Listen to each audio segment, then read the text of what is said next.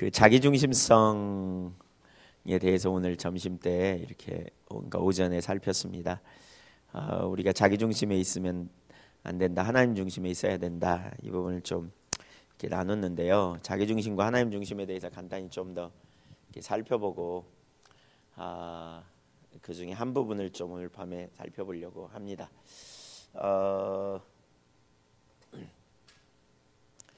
그러니까 예수님 십자가에 달려 죽으실 때, 돌아가실 때 우리가 함께 예수 믿음으로 말미암아 함께 우리도 죽었다.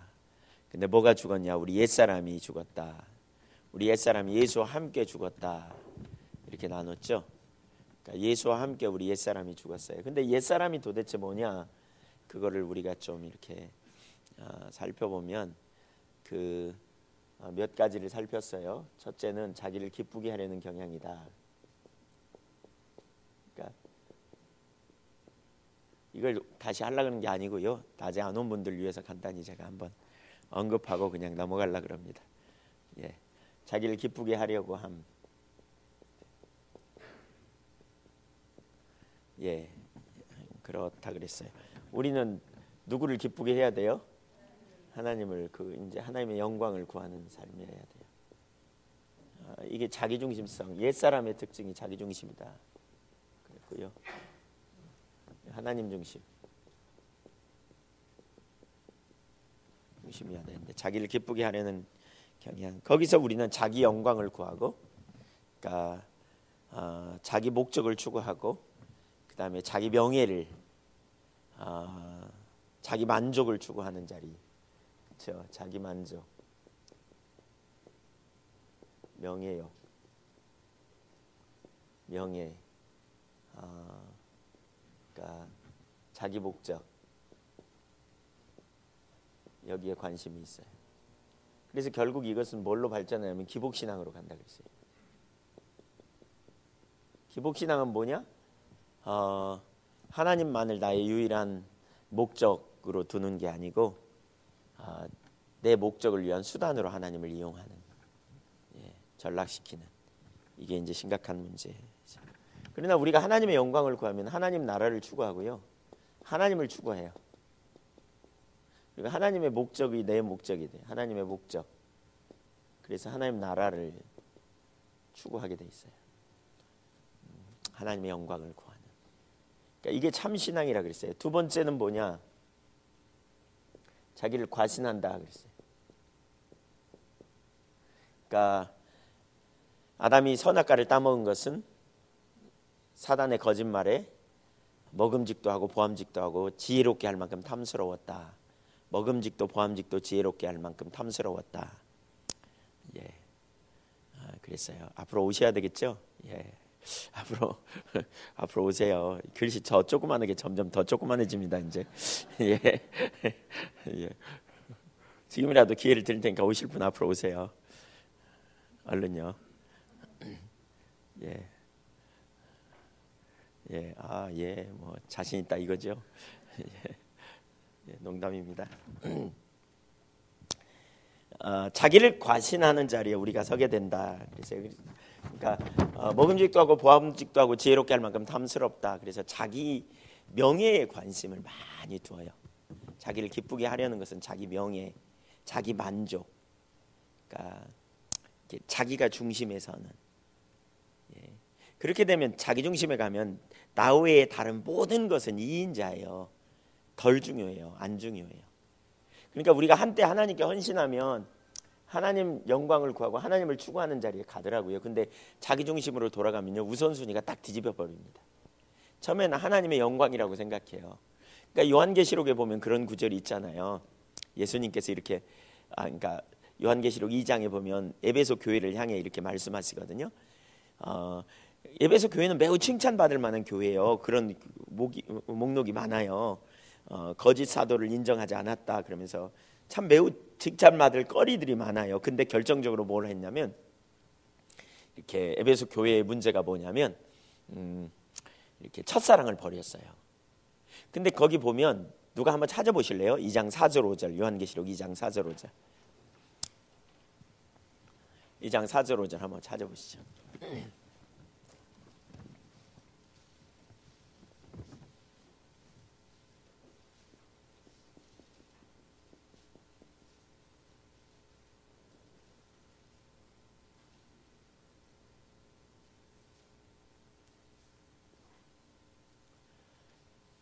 찾으셨으면 읽어주세요.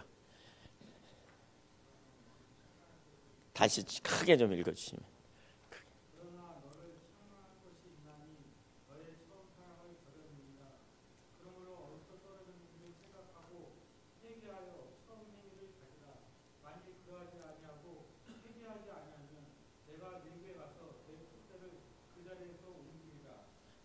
예, 아멘. 여기 하나님께서 뭐라고 말씀하냐면 너 첫사랑 버렸어. 그러니까 첫사랑 버렸어. 그러면서 그럼 첫사랑을 회복하라 이렇게 말해야 되잖아요. 그렇죠? 근데 뭐라고 했냐면 어디서부터 떨어졌는지를 생각하고 처음 행위를 가지래요. 그러니까 처음 행위를 가져요. 그러니까 처음 사랑이 있으면 열정이 있어요. 근데 그 열정에서 떨어지면, 그러니까 첫사랑의 감격에서 떨어져. 그러면 뭐냐? 행위도 뭔가 변질이 된다는 거잖아요. 그렇죠? 사랑하면 열정이 있어요. 사랑하면 내 중심이에요? 상대편 중심이에요? 상대편 중심이에요. 안 해보셨어요? 예. 그 사랑하면 상대편 중심이잖아요. 막 기쁘게 하고 싶고 그냥 원하는 게 뭐야? 별도 따줄게 막 이러잖아요. 이루지 못할 일 뭐 이렇게. 예, 그냥 마음이라도 알아도 뭐 이런 얘기죠, 사실. 그러니까 상대편 중심이란 말이에요. 그러니까 우리가 하나님을 사랑하면 하나님 중심이에요. 그래서 하나님께 헌신돼 있어요. 하나님의 영광을 구한다고요. 그러나 자기 중심으로 딱 돌아오면요, 하나님을 떠나면 처음 행위를 버려요. 그러니까 사랑이라는 단어가 열정, 그러니까 히브리적으로는 그러니까 원래는 명사형인데 동사 형태로 사용된다고 말해요. 왜냐하면 사랑은 행동으로 가게 되기 때문에 사랑에서 열정이 나와요. 그러니까 저는 가만히 보니까 이런 생각이 들더라고요. 부모가 자녀가 그러니까 어떤 아이가 물에 떠내려가. 근데 사람들이 다 보고만 있어. 발을 동동 구르고. 근데 누가 뛰어들어가. 그러더니 보니까 헤엄도 못 치는데 뛰어들어갖고 그 아이 밀쳐내고 그냥 자기가 죽어버렸어. 누구예요? 누가 그럴 수 있어요? 부모가 그럴 수 있어요. 이게 뭐예요?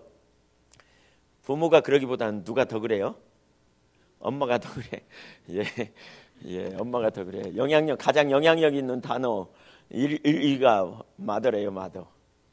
그럼 2는 뭐냐? father 하면 좋겠지만 아니래요. 10이 안에도 안 들어가. father는 몇이냐? 70이래요. 72. 예, 감동을 주고 영향력 있는 단어 72. 그래서 아버지들이요, 우리 각성해야 돼요, 이렇게. 자녀들에게 각성해야 돼요. 예.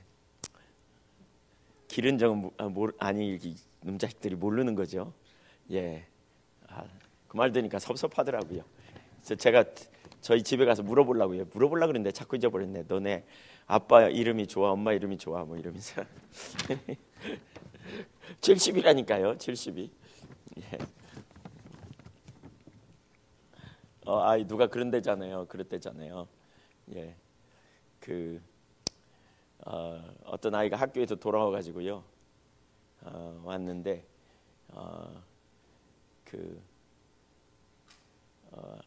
아이에게 퍼피가 죽었어. 그러니까 강아지가 죽었다고 그러는 거예요. 퍼피가 죽었어. 그러니까 아무 말도 않고 올라가더래요.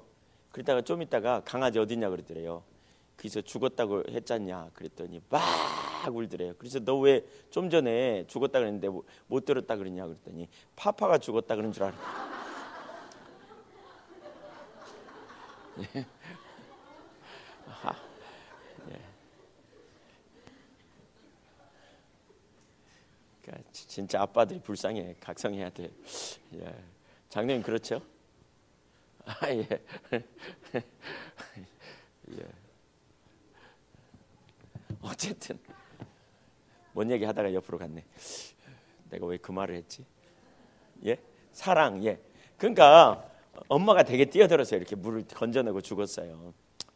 왜 그러냐? 그게 사랑의 열정 때문에 그래요. 근데 저는 가만히 생각해 보니까 그렇더라고요. 십자가가 뭐냐면 주님이 우리를 사랑하신 열정의 표현이에요. 주님이 우리가 죽어가는 걸 그냥 볼 수가 없어서 정말 나를 사랑하사 나를 위하여 당신 자신이 십자가에 뛰어든 거예요. 우리 몰아내고. 그래서 내 대신 죽은 거예요. 그 십자가에는 주님의 우리를 향한, 나를 향한 완전한 사랑이 거기 게시되어 있어요. 하나님 나를 얼마나 사랑하시는지. 예, 그게 열정이라고요. 그러니까 우리가 하나님을 사랑한다면 하나님을 사랑하는 거, 하나님의 하나님의 사랑을 알고 하나님을 사랑하는 열정이 있다면 우리는 하나님의 영광을 위해 살기를 작정할 거라고요. 우리는 하나님의 영광을 위해 사는 삶으로 기꺼이 나가기를 원할 거예요. 그래서 우선순위가 하나님의 영광이에요. 근데 마음을 우리가 하나님부터 떠나 첫사랑을 버리면 슬그머니 여기다가 일이 가요. 가게 되면 무슨 일이 벌어지냐? 하나님은 이순이에요. 그때부터 내 목적이 전면에 등장하고요. 내 유익과 내 명예를 위해 살게 돼요. 한때 내가 하나님이 나의 유일한 열망이었는데 지금은요, 하나님은 내 다음 순위로 밀려나요. 2순위, 3순위, 4순위. 여기 혹시 2순위가 있는지 모르겠는데 저희 교회 2순위라고 그런 분이 두 분이나 계셔가지고 네. 두 번째 순위로 밀려난단 말이에요. 첫째는 뭐냐? 나예요. 내 관심사, 내 목적, 내 유익, 내 명예. 여기에 우리의 관심이 온통 돌아가요. 나 잘 되는 거, 나의 부귀, 나의 유익, 내 기쁨, 내 만족, 내 소망. 그렇죠? 내가 뭐가 좋은지. 1순위가 되면 주님이면 좋게요. 주님이 영광 받으시면 좋게. 하나님이 나를 이 땅에 보내신 것, 나를 부르신 목적, 나를 이 땅에서 주님의 자녀로 삼으신 목적이 뭐냐? 주님의 영광을 위해서. 이제 내 남은 생에는 나를 위하여 살지 않고 내가 주님의 영광을 위해 살리라. 이게 우리의 열정이었잖아요. 첫사랑의 감격이 있으면. 근데 거기서부터 멀어지면요, 주님 죄송해요. 예, 제가 더 급한 일이 있어요. 나중에 봬요. 이렇게 나오는 거죠. 이 한교회에서 제가 그런 경험을 했어요. 예. 어떤 분이, 제가 그런 얘기를 전에 아마 나눴을 거예요. 여기 와서도. 근데 어떤 분이 저한테 와가지고 교회 옮겨야 되겠다 그래요. 서울로 이사 가야 된대요. 서울 왔으면 지금 부흥교회 왔을지 모르는데, 예, 서울로 직장 발령이 나가지고 서울로 와야 된대요. 서울에 어느 교회 있냐 그래서 제가 예수종교하고 부흥교회 있다고 그랬더니 어디로 가야 되나 막 이런 생각을 했어요. 근데 보니까 부흥교회는 잘 안 왔겠어요. 저쪽 어디, 저 영등포 어디 쪽이라 그러니까. 그래서 직장이 발령냈다고 그리 가야 된다는 거예요. 그래서 그러냐고, 가라고. 그럼 가야지, 어떻게 하냐고. 남편이 발령 나서 가야 된대요. 근데 그 부부는 사실 발령 난 지 꽤 돼가지고요, 주말 부부를 계속 했거든요. 근데 이제 가야 되겠다는 거예요. 그래서 알았다고, 가라고. 또 한 부부는 남편 일이 이쪽에 주로 많대. 그 남편이 뭐 하는 분이냐면 통나무 짓는 일을 해요. 통나무 집. 그거 있죠. 그거 통나무 집. 그러니까 통나무 집을 별장처럼 많이 짓는데 그 수도권 주변에 주로 있지 저 지방에는 별로 없거든요. 그러니까 이쪽으로 거기 올라가야 되겠다는 거예요. 그래서 그러냐고. 그럼 가야 되지 않냐고. 하루에 두 사람이 와가지고 아침에 그러고 저녁 때 그러더라고요. 목회자는 그러면 사실 좀 기운이 빠지거든요. 간다 그러니까. 그래서 그러면 가야지 어떻게. 근데 둘 다 아주 신실해요. 두 가정 다. 그리고 하나님 나라에 헌신한. 근데 이분들이 자기중심으로, 그래서 제가 그날 보내놓고, 그날 저녁에 보낸다, 이사 가라고 그러놓고 저녁에 기도하는데 하나님께서 무슨 동기로 가는지 살펴보라고 그래요. 그러면서 딱 깨닫게 하신 게 그거예요. 하나님을 사랑하는 게 우선순위면 하나님의 영광과 하나님의 목적에 자신의 삶 전부를 드려.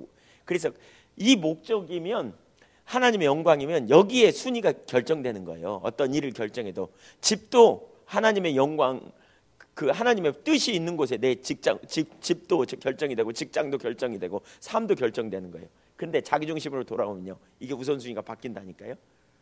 뭐냐면 내가 잘 되는 것이 우선순위예요. 교회는 여기만 있나, 뭐 다른 데도 있지, 뭐 이렇게 바뀌는 거예요 이제 막. 그러니까 내 목적과 내 뜻대로. 그분들은 두 분 다 어떤 분이냐면 예한교회에 하나님의 행하시는 비전에 자신의 삶을 드리겠다고 헌신했던 분들이에요. 그 전에 자신 삶을 드리겠다고 헌신했어요. 주님의 교회를 통해서 이루실 일에 내 삶을 드리겠다고 두 분 다 헌신했던 분이에요. 그래, 부부가 다 그 열망에. 근데 딱 기도하는데 하나님께서 저들의 우선순위가 바뀌었다는 거예요. 저들이 나를 안 사랑한다는 거예요. 나를 사랑한 자를 떠났다는 거예요. 자기중심으로 돌아갔다는 거예요. 그래서 처음 행위를 버린 거죠. 그래서 제가 그 다음날 둘이 오라 그랬어요. 그래가지고 두 사람한테 이렇게 말했어요. 어젯밤에 하나님 내가 기도하는데 이런 깨달음을 주시더라. 첫사랑을 떠나서 버려서 우선순위가 바뀐 것을 말씀하시는 것 같더라.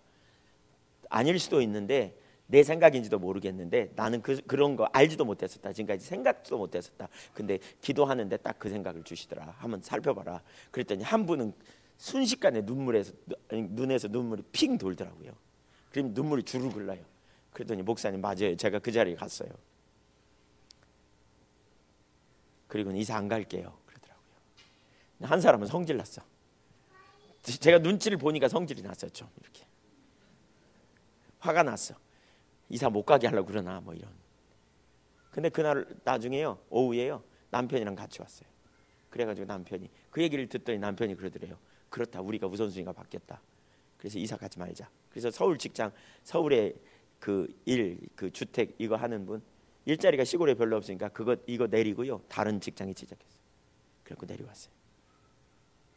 금방 또 하나님이 다른 직장을 주셔가지고 이렇게. 여러분, 우리가 하나님 사랑한다고 입술로 아무리 말해도요, 이 우선순위가 안 바뀌면 우리가 하나님 사랑하는 게 아니라는 거죠. 입술로는 그렇게 말할지 모르지만 사실 금방 드러납니다. 지금 우선순위가 뭔지. 그러니까 입술로는 하나님 사랑, 하나님 영광이라고 말하는데, 그렇죠? 그리고 모양으로는 하나님 더 추구하는 것 같고 하나님의 목적이 내 목적이에요. 근데 사실은 이게 더 커 보여. 내 목적, 자기 목적이 더 커 보여. 그러니까 이 자리로 돌아오면 자기 만족을 구하고 명예를 구하고요. 그래서 제가 조금 이따 그 부분을 다루려고 그러는데, 우리가 자기를 기쁘게 하려는 경향에서 자유케 되지 않아요. 그러니까 사람으로부터 자유케 되지 않아요. 매여요. 사람에게 묶여요. 자꾸. 진정한 안식과 평강이 우리 마음속에 없어요. 놀라운 승리가 우리 삶에 주어지지 않아요. 왜? 사람에게 묶이니까. 영적 성숙이 안 돼요. 그러니까 진짜 하나님과 친밀한 교제 가운데 여러분 나가기 원한다면요, 가장 첫 번째 점검해야 될 게 뭐냐, 내가 내 영광인지 하나님 영광인지를 살펴봐야 돼요. 내가 정말 하나님의 영광에 전부를 거는지. 그 하나님의 영광에 전부를 거는 사람은 뒤에 나오지만, 여기 네 번째에 나오지만, 하나님의 길을 택해요. 하나님의 길. 하나님의 말씀이라면 거기에 기꺼이 신발을 벗고 뜻을 조정하게 돼 있어요. 기꺼이 하나님 뜻이라 하면 손해를 보는 길도. 저가 참 감사하더라고요. 그 두 가정이 정말 감사해요. 근데 이분들이 그렇게 될 수 있었던 게 뭐냐면, 하나님을 평상시에 많이 찾고요, 은혜를 구하고 또 이렇게 정직하게 대면하려는 그 은혜가 있어요. 그러니까 보세요, 그게 참 하나님 은혜예요. 그분들이 하나님의 자기 길로 갔는데 일이 돌아가고 우선순위가 바뀌어서 한참 이제 그랬어요. 이 자기 우선순위가 바뀌면 어디냐? 자기 길로 가요. 자기 길. 자기 길. 자기 유익을 얻는 길, 자기가 편리한 길, 자기가 생각해 볼 때 도움이 되는 길. 그러니까 그 두 분만 해도 그러는 거예요. 남편하고 매번 같이 있는 게 당연히 좋죠. 또 그뿐만 아니라 자녀들이 좋은 교육적 환경에 가는 게 너무너무 좋죠. 그리고 여러 가지 상황에서 좋죠. 여기 오는 게. 그러니까 당연히 자기 길로 가는 게 유익한 길이에요. 그러니까 이 길을 선택해요. 자기를 기쁘게 하려는데 우선순위가 여기 있기 때문에, 여기 있으면서 이 길 선택 안 돼요. 불가능해요. 여기 있으면서 이 길로 선택하는 거 불가능하네요. 안 되게 되어 있어요. 그러니까 이 두 가지가 따로따로예요. 함께 갈 수 없어요. 자기 중심에 돌아갈 때 자기를 기쁘게 하려는 자리에 서면 결국 자기 길을 선택하게 돼 있어요. 자기를 선택해요.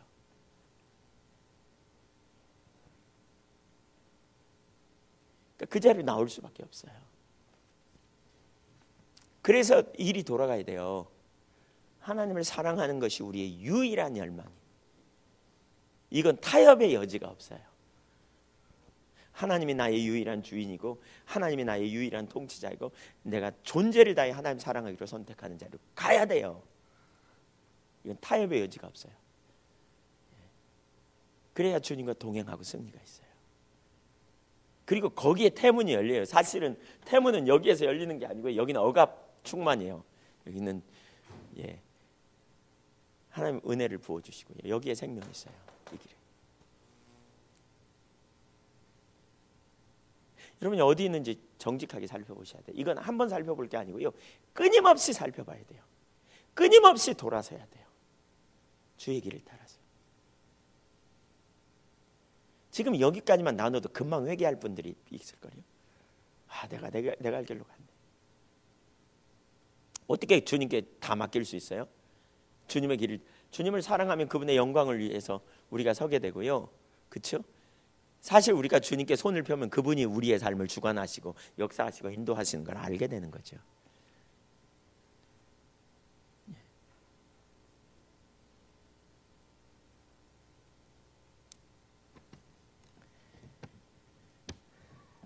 우리는 항상 이 자리에 있어야 되는데 기회만 되면 일이 간다는 거예요. 그 여기서 안 건드려 놓으면 계속 살아요. 그러니까 그 말씀을 통해서 계속 일이 가야 돼. 돌아서야 돼요. 명절날 제일 바쁜 게 뭐죠? 명절날 음식 장만할 때 제일 바쁜 게 뭐예요? 전 부치는 거죠. 전 부치는 거. 그렇죠? 근데 전 부칠 때 아주 중요한 한 가지가 있죠. 그게 뭐예요? 잘 뒤집어야 돼. 예, 잘 뒤집어야 돼. 제가 성경을 보다 보니까 이번 주에 한나의 그 신앙 고백 2장 1절부터 10절까지 한나가 아들 드리고 난 다음에 그 고백을 보니까 한나가 깨달은 아주 중요한 진리가 하나 있더라고요. 그게 뭐냐면 하나님은 뒤집기를 잘 하신다는 거예요. 이게 사실 우리가 그러니까 현재의 내 상황이 전부가 아니라는 거예요. 하나님이 뒤집기를 하세요. 약한 자를 그러니까 강한 자가 약해지고 약한 자가 강해지고, 그렇죠? 용맹한 자가 약해지고 이런 일들, 뭐 부한 자가 가난해지고 뭐 연약한 자가 건강해지고 이런 뒤집기가 있지. 뒤집기가. 그러니까 우리가 주님을 사랑하고 주님의 영광을 추구하는 중요한 이유 중에 하나는 주님은 뒤집기 하시는 분. 결국 주님을 따라가면 거기에 뭐가 있다? 승리가 있다는 거 아는 거예요. 하나님의 길에만 승리가 있어요. 거기 길에만. 근데 그게 안 보여. 잘 세상적인 이치로는 안 보여요. 그래. 주님의 길을 따라가요. 거기 승리가 있어요. 사실 여기에 자기를 기쁘게 하려는 자리에 있는 게 가인의 범죄, 뭐 여기에서 나오는 또 이런 자기 만족, 뭐 자기 명예, 목적, 여기 자기 만족 속에는 정욕적인 그런 성적인 욕구, 뭐 이런 타락도 여기에서 다 나타나는 거죠. 여기에 하여튼 다양한 게 있어요. 그 다음에 두 번째는 자기를 과신하는 거라, 자기를 지나치게 신뢰한다 그랬어요. 그러니까 여기서 나타나는 게 뭐냐? 율법주의죠. 율법주의. 창세기 4장 26절에 에노스 때 비로소 여호와의 그 뭐죠? 이름을 불렀더라. 그 전에는 안 찾다가 요때 비로소 찾은 거예요. 예. 근데 우리는 뭘 해야 된다? 여기 하나님 자원으로 살아야 된다. 하나님 자원이 뭐예요? 예. 그러니까 율법주의는 그러니까 자기를 과신하려는 경향이 우리 속에 있어서 우리가 하나님 앞에 나아갈 때 뭘 갖고요? 예, 자기의 어떤 행위, 자기의 의로움, 자기의 뭐 열심, 자기의 뭔가 그 능력 이런 걸 가지고 가려고 해요. 그러니까 거기에 초점이 있어요. 근데 여기서 제가 그 부분을 설명했어요. 그러니까 율법주의는 뭐냐? 초점이 어디에 있느냐면 방법이 있어요. 방법. 그러니까 문자에 있어요. 문자. 자기를 과신하기 때문에 자기가 뭘 할 수 있는가를 자꾸 찾아요. 성경을 읽으면서 내가 뭘 해야지, 이런 문자적인 걸 찾아요. 방법적인 걸. 그런데 하나님 자원의 삶은요, 방법이 아니라 이건 관계성이에요. 관계성. 하나님과의 관계성에서 자기를 의지하지 않고 하나님을 의지하는 게 믿음이에요. 구원만 해도 내가 한 게 아니잖아요. 십자가의 보혈의 공로를 믿음으로 의지함이죠. 예. 그리고 내가 할 수 없는 그때 주님께서 이루어 놓으신 게 뭐예요? 은혜예요. 은혜요. 그 다음에 그러한 나를 구원하기 위해서 성령을 보내셨어요. 그러니까 고아처럼 살지 말라고 성령을 보냈어요. 그래서 내가 성령을 의지하며 살아가는 거예요. 이 땅에서 하나님 자원의 삶을 살아야 돼요. 근데 그걸 방해치는 게 뭐라고요? 우리가 지금 쭉 정리하는 겁니다. 방해하는 게 뭐라고요? 우리의 자기를 과신하려는 경향이 있어요. 내 힘으로 살고 내 능력으로 살아보려고 하는, 내 자원으로 살아보려고 하는. 우리가 하나님을 의지하는 믿음으로 살아야 되고요. 그렇죠? 예.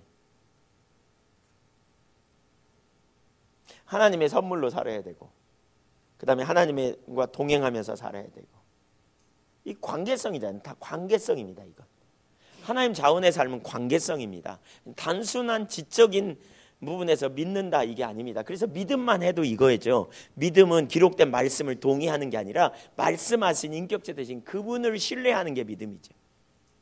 그분을 신뢰하는 거예요. 말씀하신, 성경에 말씀하신, 또 나에게 개인적으로 말씀하신 그 하나님이 말씀을 이루실 능력이 있음을 알기에 그분을 신뢰하는 거예요, 내가. 그래서 나는 믿음과 관련해서 아주 중요한 한 가지가 있어요. 여러분, 하나님 자원, 하나님을 신뢰하는 것과 관련해서 너무너무 중요한 게, 한번 따라해주세요. 믿음은 보는 거다.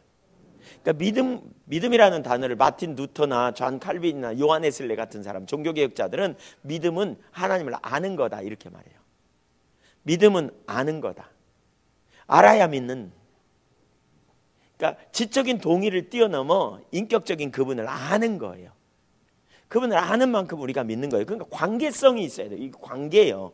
문자적인, 율법주의는 문자예요. 지적인 동의고, 거기서 A를 해야 되냐 B를 해야 되냐 제가 첫날 나눴죠. A냐 B냐, 그러니까 어제 오전에 나눴어요.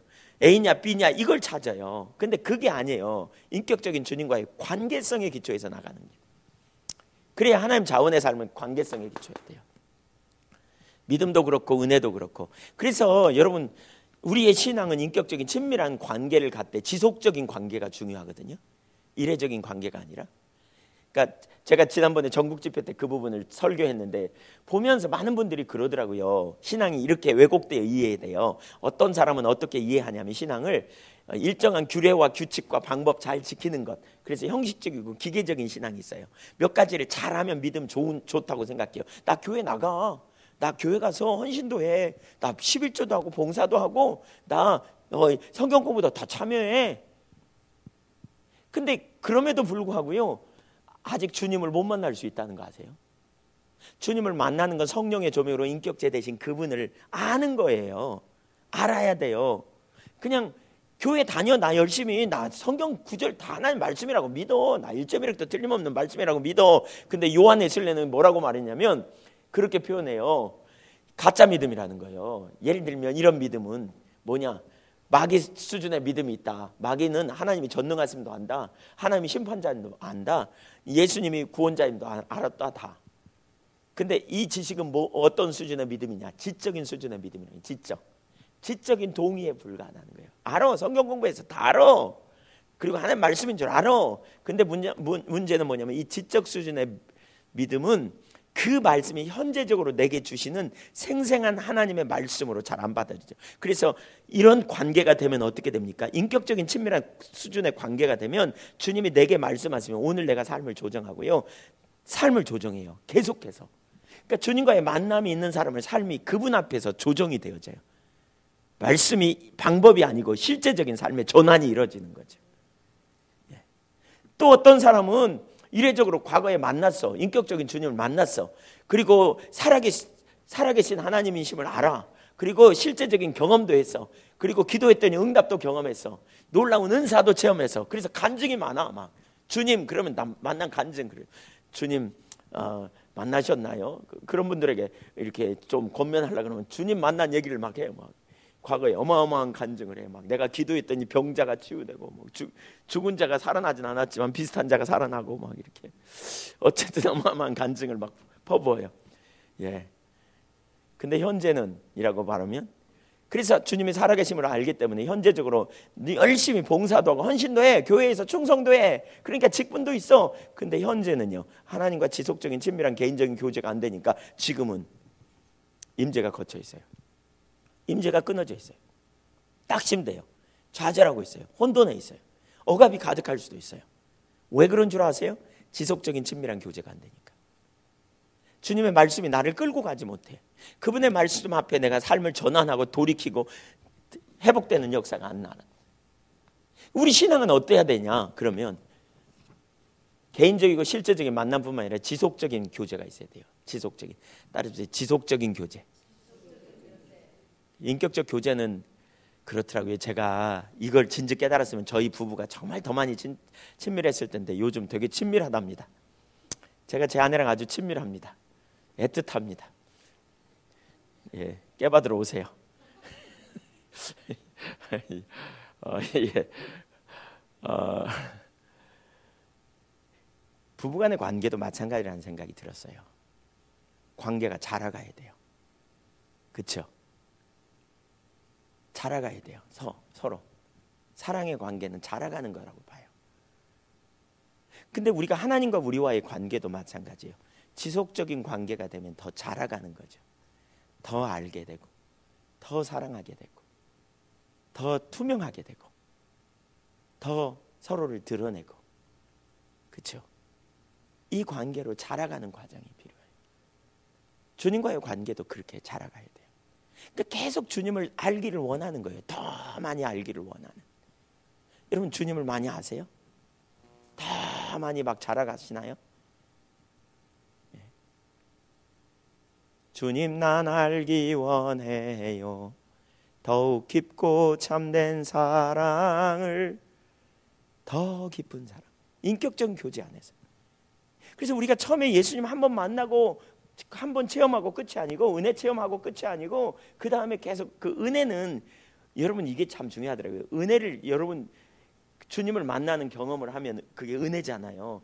이 은혜는 나와 상관없이 주시기도 해요. 내가 노력해서 주는 게 아니고 하나님께서 그냥 나에게 싸매듯이 은혜를 부으셨어. 그냥 나에게.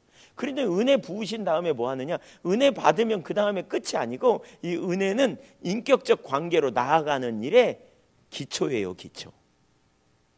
은혜를 토대로 이제 뭐냐, 인격적인 주님과 관계가 자라가야 돼요. 그러니까 은혜를 받으면 끝이 아니고요. 여러분 하나님께서 우리를 싸매 가실 때 은혜로 싸매 가는 기간이 있고, 우리가 의지를 들여 선택하는 시간이 필요해요. 이스라엘 백성들이 출애굽할 때는, 애굽에서 나올 때 그들이 뭔가 수고해서 나온 게 아니에요. 하나님 은혜로 싸가지고 그들을 데리고 나왔어요. 근데 그 다음에 홍해에서부터는 그들이 의지로 순종하여 나가야 될 시간이 필요했어요. 왜요? 그게 인격적인 관계에서 자라가면서 서로를 아는 기간이 되는 거예요. 그래서 뭐요? 성숙의 기회로 나아가는 거죠. 성숙의 기회로 자라가는. 그러니까 보세요. 은혜로 주님께서 우리 가운데 베푸셨다면 그 다음에 우리는 의지를 들여 주님께 믿음으로 매 순간마다 반응하며 나아가야 성숙이 일어나는 거죠. 그래서 더 깊은 관계로 가는 거죠. 하나님을 경험하는 거죠. 갈등 있는 순간에 내가 이 길을 선택해, 이 길을 선택하는 건 인본주의적인 방법인데, 내 생각인데 이게 안전빵인 것 같아. 근데 하나님 나를 이리로 오라 그러시는 것 같아. 가야 돼 말해야 돼. 이거 어떻게 해야 되나? 그러다가 하나님의 길을 선택해 갔더니, 두렵고 떨림으로 갔더니 그때는 은혜가 없는 것 같아요. 어떤 때는. 근데 믿음으로 갔더니 주님이 그 일을 이루셔. 그럼 야 진짜 하나님 능력이 하나님이구나. 이때 성숙이 일어나지요. 과거에 받은 은혜로 내가 가만히 있는데 그냥 싸가지고 나에게 은혜는 값없는 선물이잖아요. 그러니까 내가 가만히 있는데 그냥 하나님께서 내게 은혜를 부어주시거든요. 예, 싸서 그냥 은혜로 싸가지고 나를 옮겨놔. 그렇게 은혜 체험한 것은 우리가 주님과 깊은 교제에서 성숙되는 신앙으로 나아가는 일에 토대일 뿐이지, 그렇게 은혜를 아무리 많이 받았다 할지라도 영적 성숙은 안 이루어져요. 영적 성숙은 안 이루어집니다. 여러분 영적 성숙은요, 우리의 의지를 들여 순종하고 가야 성숙이 일어납니다. 그래서 내가 불순종의 그러한 의지를 꺾고, 불순종의 내 자아를 꺾고 순종의 자리로 나아가 볼 때 하나님을 경험하면서, 그 다음에 문제가 생길 때 또 불순종의 그러한 자아를 꺾고 믿음으로 의지를 들여 순종에 가야 성숙이 일어납니다. 그러니까 사실은 그 성숙되어져 가는 과정에 자라가야 돼요. 과거의 은혜는 되게 많이 받았는데 현재는 맨날 불평하고, 현재는 아무런 능력도 없고, 현재는 그 능력을 다 상실해버리는 사람 적지 않아요. 그 다음에 문제가 오면 이해를 못해. 왜 하나님 이렇게 하시지? 그러면서 혼돈스럽고, 그러다가 그냥 이해할 수 없는 거죠. 의지를 들여 믿음으로 순종해 가면서 그러니까 그렇게 가야 결국 믿음의 승리가 있어요. 여러분의 의지를, 주도권을 가지고 주님 앞에 의지를 적극적으로 내어드리세요. 아멘. 그래야 영적인 성숙이 일어나요. 관계에 의한 삶이 돼야 된다. 율법주의의 특징, 율법주의를 간단히 요약하면 그거잖아요. 의식으로 본질을 대체해요. 본질은 하나님과 인격적 관계를 대체하는 거예요. 의식으로. 이게 뭐죠? 이론적 지식으로, 이론적 성경 공부적 지식으로 뭐냐? 인격체를 대체하는 거예요. 앤드류 머레이 같은 사람도 이렇게 말해요. 여기다 지도를 걸어놓고 선생님이 지도를 공부할 때, 지명을 공부할 때 지시봉을 가지고 한다는 거죠. 그러면 이 지시봉이 금으로 되었다 할지라도 사람들이 지시봉을 쳐다보면 공부 절대 못한다는 거죠. 지시봉 끝을, 지시봉이 가르치는 걸 봐야 된다. 그러면서 그분은 뭐라 그러냐면 이 지시봉이 성경이라는 거예요. 성경은 결국 누구를 가르치냐? 주님을 가르친다는 거죠. 인격체이신 그분을 아는 자리로 가지 못하면 아무런 능력도 없다는 거예요. 근데 우리는 지시봉이 너무 좋다, 금이다, 지시봉을 애우고 지시봉을 달달달달 암송하고 지시봉을 붙들고 지시봉을 끌고 최고다. 근데 그 끝에는 안 가. 그럼 무슨 능력이 있냐는 거예요. 이게 율법주의예요. 율법주의예요. 이론적인 성경을 가지고 인격체를 대체하는 거. 그 다음에 뭐죠? 선한 행실을 가지고 십자가를 대체하는 거예요. 십자가의 보혈의 공로를 우리는 의지해야 되는데 선한 행실을 가지고. 네 번째, 이 대체물들, 이거를 자랑해요. 대체물들을 자랑해요. 이거 가지고 자부심을 가지. 사람한테 자랑해요. 이걸 뭐라 그러냐? 이게 육체예요. 육체. 빌립보서 3장에 보면 그 부분을 말하죠. 이게 육체예요. 그러니까 이것들을 대체는 결국 여기에는 관계가 없어요. 여기에 관계가 있어요. 관계, 인격적 관계. 이게 하나님 자원이에요. 근데 요걸 붙드는 거죠. 요걸. 이게 율법주의예요.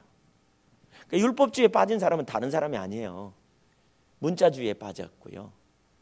그렇죠?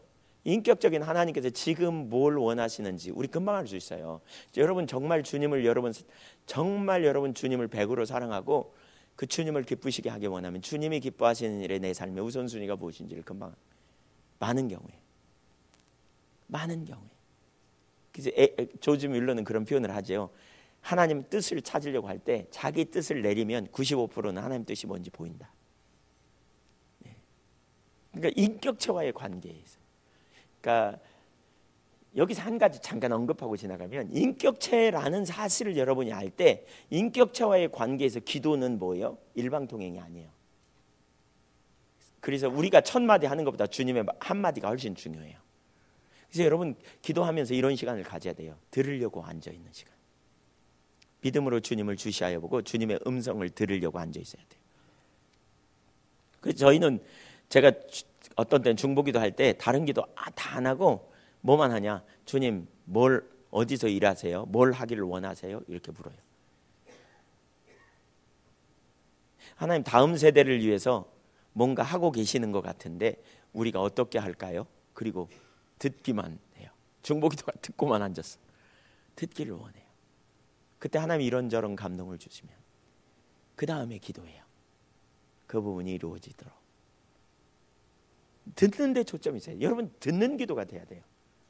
개인적으로 주님과 깊은 교제에 들어가려면 들으려고 하셔야 돼요. 주님이 믿음으로 인식되어지고, 그러니까 주님이 인식되어지고 믿음으로 주님 앞에 나갈 때 들으려고 해야 돼요. 주님, 제가 뭘 해야 돼요? 주님, 어떻게 생각하세요? 주님, 제가 주님을 기뻐해요. 그렇게 말하고 있는 거예요. 그냥 기다리는 거예요. 그 앤드류 머레이 같은 사람은 그런 표현을 했더라고요. 우리가 너무 이렇게 주님 앞에서 잘하지 못하는 가장 주된 이유는 듣는 기도가 없어서 그렇다는 거예요. 기다리지 않는다는 거죠. 주님 기다리지 않고 일에 너무 바빠. 자기 말하는데 너무 바빠. 말해놓고 안 기다려버려. 그리고 다른 일로 대체해요. 그러니까 주님과의 관계를, 여기서 아까 관계라 그랬잖아요. 관계도, 이 관계는 친밀한 교제인데 이걸 뭘로 대체하기가 가장 쉽냐면 일로 대체하기가 쉽습니다. 특별히 우리 그리스도인들, 열심파들 바빠. 그냥 이것도 해야 되고 저것도 해야 되고. 그래서 기도 잘 안 하다가 앉아있으면 그러잖아요. 생각이 많이 나죠. 안 나든가요? 머릿속에 이것도 해야 될 것 같고 저것도 해야 될 것, 저것도. 그래서 저는 노트를 항상 기도하면서 그냥 안 갑니다. 노트를 가지고 갑니다. 메모지라도 가지고 갑니다. 이렇게 책상 여기 속에 끼워져 있습니다. 그래가지고 기도하다 보면 뭐 생각나잖아요. 그러면 그걸 쭉 적습니다. 적어놓고 또 기도해요. 누구한테 전화해야 될 것 같아. 그러면 전화해야 될 일 이렇게. 그래서 저는 개인적으로 기도하는 게 참 좋아요. 왜냐하면 제가 그냥 몸을 바쁘면 놓치는 일이 많아. 근데 기도하려고 앉으면 특별히 말 안 하고 앉잖아요. 주님께 집중하고. 그러면 해야 될 일이 쫙 보여요. 1번, 2번, 3번, 4번, 5번, 6번. 예, 그거 싹 적어놔. 그리고 나서 기도하면 깊이 들어가요. 그러고 나면 주님 앞에 이렇게 얼마나 신나는지 몰라요. 어떤 데 깊이 들어가면. 그러니까 우리가 기다리는 시간이 많아야 돼요. 여러분 많이 기다리세요. 기다려보세요. 여러분. 주님 앞에서 그냥 대면하고 말하지 말고 기다려보세요. 예. 시편 62편 5절 제가 나중에 찾아보려고 그랬는데 62편 5절 찾아보실래요? 시편 62편 5절. 아, 이것도 오늘 설교가 이상한 방향으로 가네. 이거 그냥 적어놓고만 하고 갈라 그랬는데. 예. 62편 5절 같이 읽어보죠. 시작.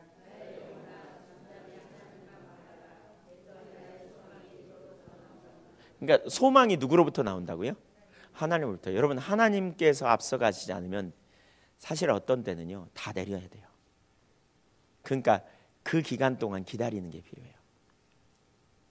앤드류 머레이 같은 사람이 제가 글을 읽으면서 그분은 이렇게 표현했더라고요. 또 그분만이 아니에요. 에이든 토저도 너희는 여호와의 선하심을 맛보아할지어다 이런 시편 37편인가요? 그 구절 인용하면서 그렇게 표현해요. 그러니까 뭐냐? 기다리라는 거예요. 너무 바쁘다는 거예요. 우리가 주님을 못 만나는 이유가 주님의 깊은 그 의중과 의도를 모르는 이유가 너무 바빠갖고. 근데 바빠도 모르는 이유가 뭐냐면요. 제가 보니까 뭐냐면 주님의 일을 한다고 너무 바빠. 주님의 일을 한다고.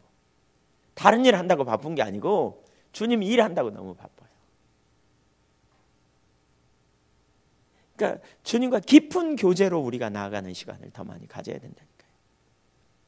친밀한 사랑의 교제로 더 깊이 나아가기를 구하는 이게 우리 가운데 필요하다.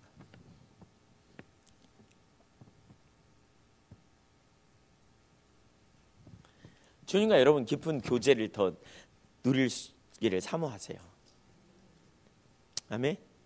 우선순위예요. 그러니까 신앙의 이해가 뜯어 고쳐져야 됩니다.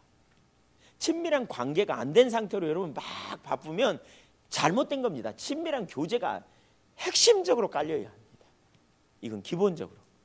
우리 신앙은 친밀한 사랑의 관계라니까. 주님이 나를 내가 너 사랑한 거 알잖아.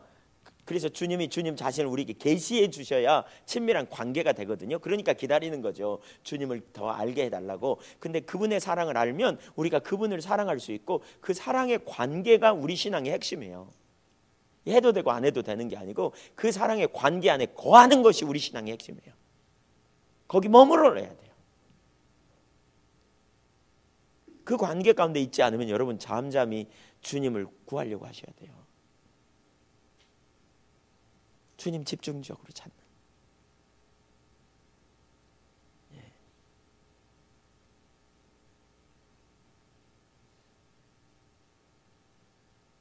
잘 주님 찾는데 안 찾아주면 예한교회 오세요.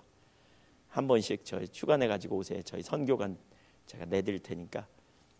제가 내주는 건 아니지만 우리 선교위원회에다 말해서 방이 비었으면 내드릴 테니까 거기 오셔서 한 주일씩 금식하면서 주님 찾으세요.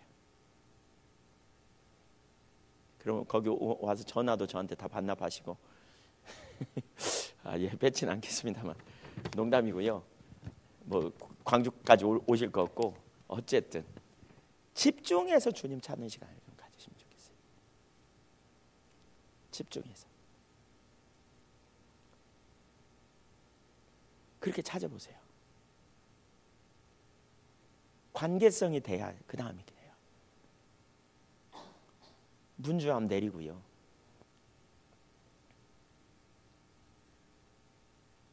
과거에 저하고 제 아내는 그런 얘기를 많이 했거든요. 비상 그래요.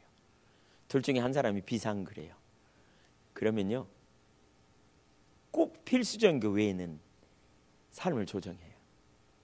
꼭 필수적인 건 뭐예요? 간단히 먹는 거 그냥 먹는 것도 각자 알아서 먹어 그냥. 그리고 그냥 집중해서 주님 찾는 시간을 가졌던 것 같아요. 집중해서 하나님.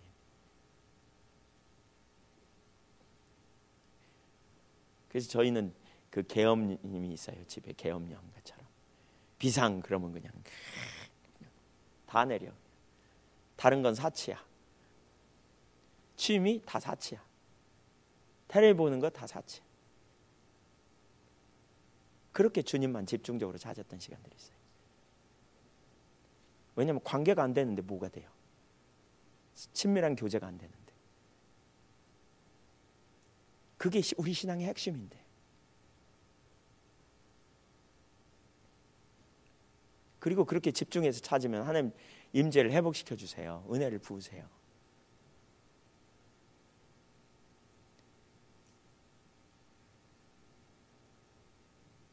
그러니까 그런 자세가 필요하더라고요. 그러니까 보세요. 십자가 복음 수도 없이 들어도 소용없어요. 여러분 수도 없이 들었어도 소용없어요. 머리로는 다 알아. 친밀한 교제가 중요하다는 거. 근데 실제로는 안.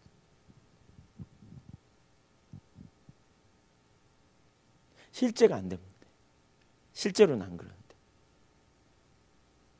그러니까 하나님은 나와 친밀한 사랑의 관계를 원해요. 그래서 주님이 나를 얼만큼 사랑하셨는가를 성경에 나타내셨죠. 십자가의 사건을 통해서 우리가 볼 수 있죠. 근데 그 사랑을 알게 해달라고 한편으로 구하고 내가 그렇게 주님을 사랑하는 자리에 서기를 원하는 거예요.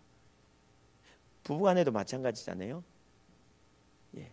서로 사랑의 교제가 돼야 그렇죠. 친밀함이 되잖아요.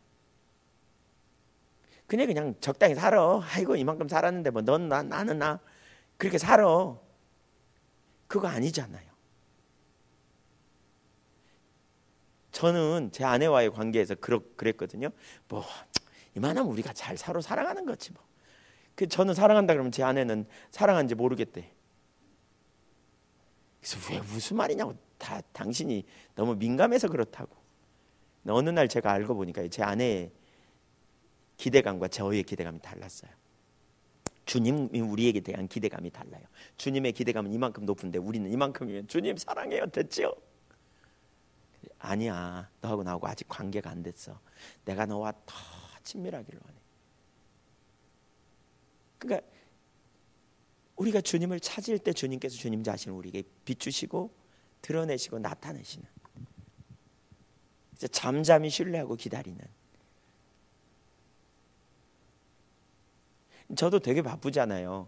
근데 어떤 때는 다 내리고 제가 주님 앞에 가요. 그런 시간을 가져요. 그런 시간을 가지면 머리가 복잡해가지고 안 돼요. 막 처음에는 이렇게, 그러니까 정기적으로 갔지만 어떤 때는 한시적으로 다 내려놓고 이렇게. 제가 지난 1년 동안 그런 시간을 갖는다고 나름대로 가졌거든요. 또 한 40일 동안은 제가 좀 날씬해지지 않았나요? 어제 날씬했던 말을 안 하네. 이거 벗어볼까요? 예. 근데 40일 동안 그 하루에 한 끼씩만 먹고 나름대로 이렇게 주님 찾는다고 앉아 있었거든요. 그냥 이렇게 너무 좋은 시간이었어요, 개인적으로. 왜냐하면 제가 무거워졌더라고요. 몸이 무거워져서 너무. 제가 제일 경계하는 게 그 사무엘상 3장에 보면, 아니 4장인가요? 거기 보면 그 엘리 제사장이 몸이 비둔하여 비둔하고 나이가 많은 연고로 뒤로 넘어져 갖고 목이 부러져 죽었더라 그러잖아요. 저는 그 몸이 비둔하다는 말을 어떤 주석자가 이렇게, 학자가 이렇게 주석해 놨어요. 영혼의 기름기가 낀. 근데 제가 딱 영혼의 기름기가 끼어 있는, 그러니까 뭔가 만족에 빠져가지고 이렇게, 그게 더 보이는, 번들번들한. 제가 몸무게가 자꾸 늘어나는 거예요. 그래서 육신의 기름기도 끼었지만 영혼의 기름기도 낀. 그래서 주님 앞에 은혜를 구하고 집중적으로 그런 시간을 좀 가진 것 같아요. 근데 개인적으로 너무너무 좋은 시간이 됐어요. 그러니까 여러분, 그렇게 주님 앞에 이렇게 그러니까 우리의 신앙이 뭔지에 대해서 알았다면 그 신앙을 내가 내 삶에서 실제가 되는 자리로 가야 돼요. 그러기 위해서는 뭐 해야 되냐면 이렇게 좀 기다리는 게 필요해요. 제가 볼 때는 기다리는 게 필요해요. 주님 앞에 기다리는 거예요. 주님이 말씀하시도록.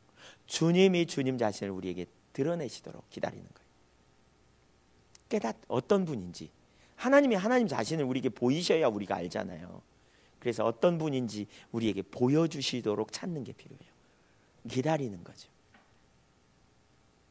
병원에 입원하면 다 꼼짝 못 하잖아요. 그렇죠? 그렇잖아요. 그러니까 병원에 입원하듯이 그런 비상 이렇게 생각하면 주님 찾는 그런 자세가 좀 필요하다고요. 한편으로는 이렇게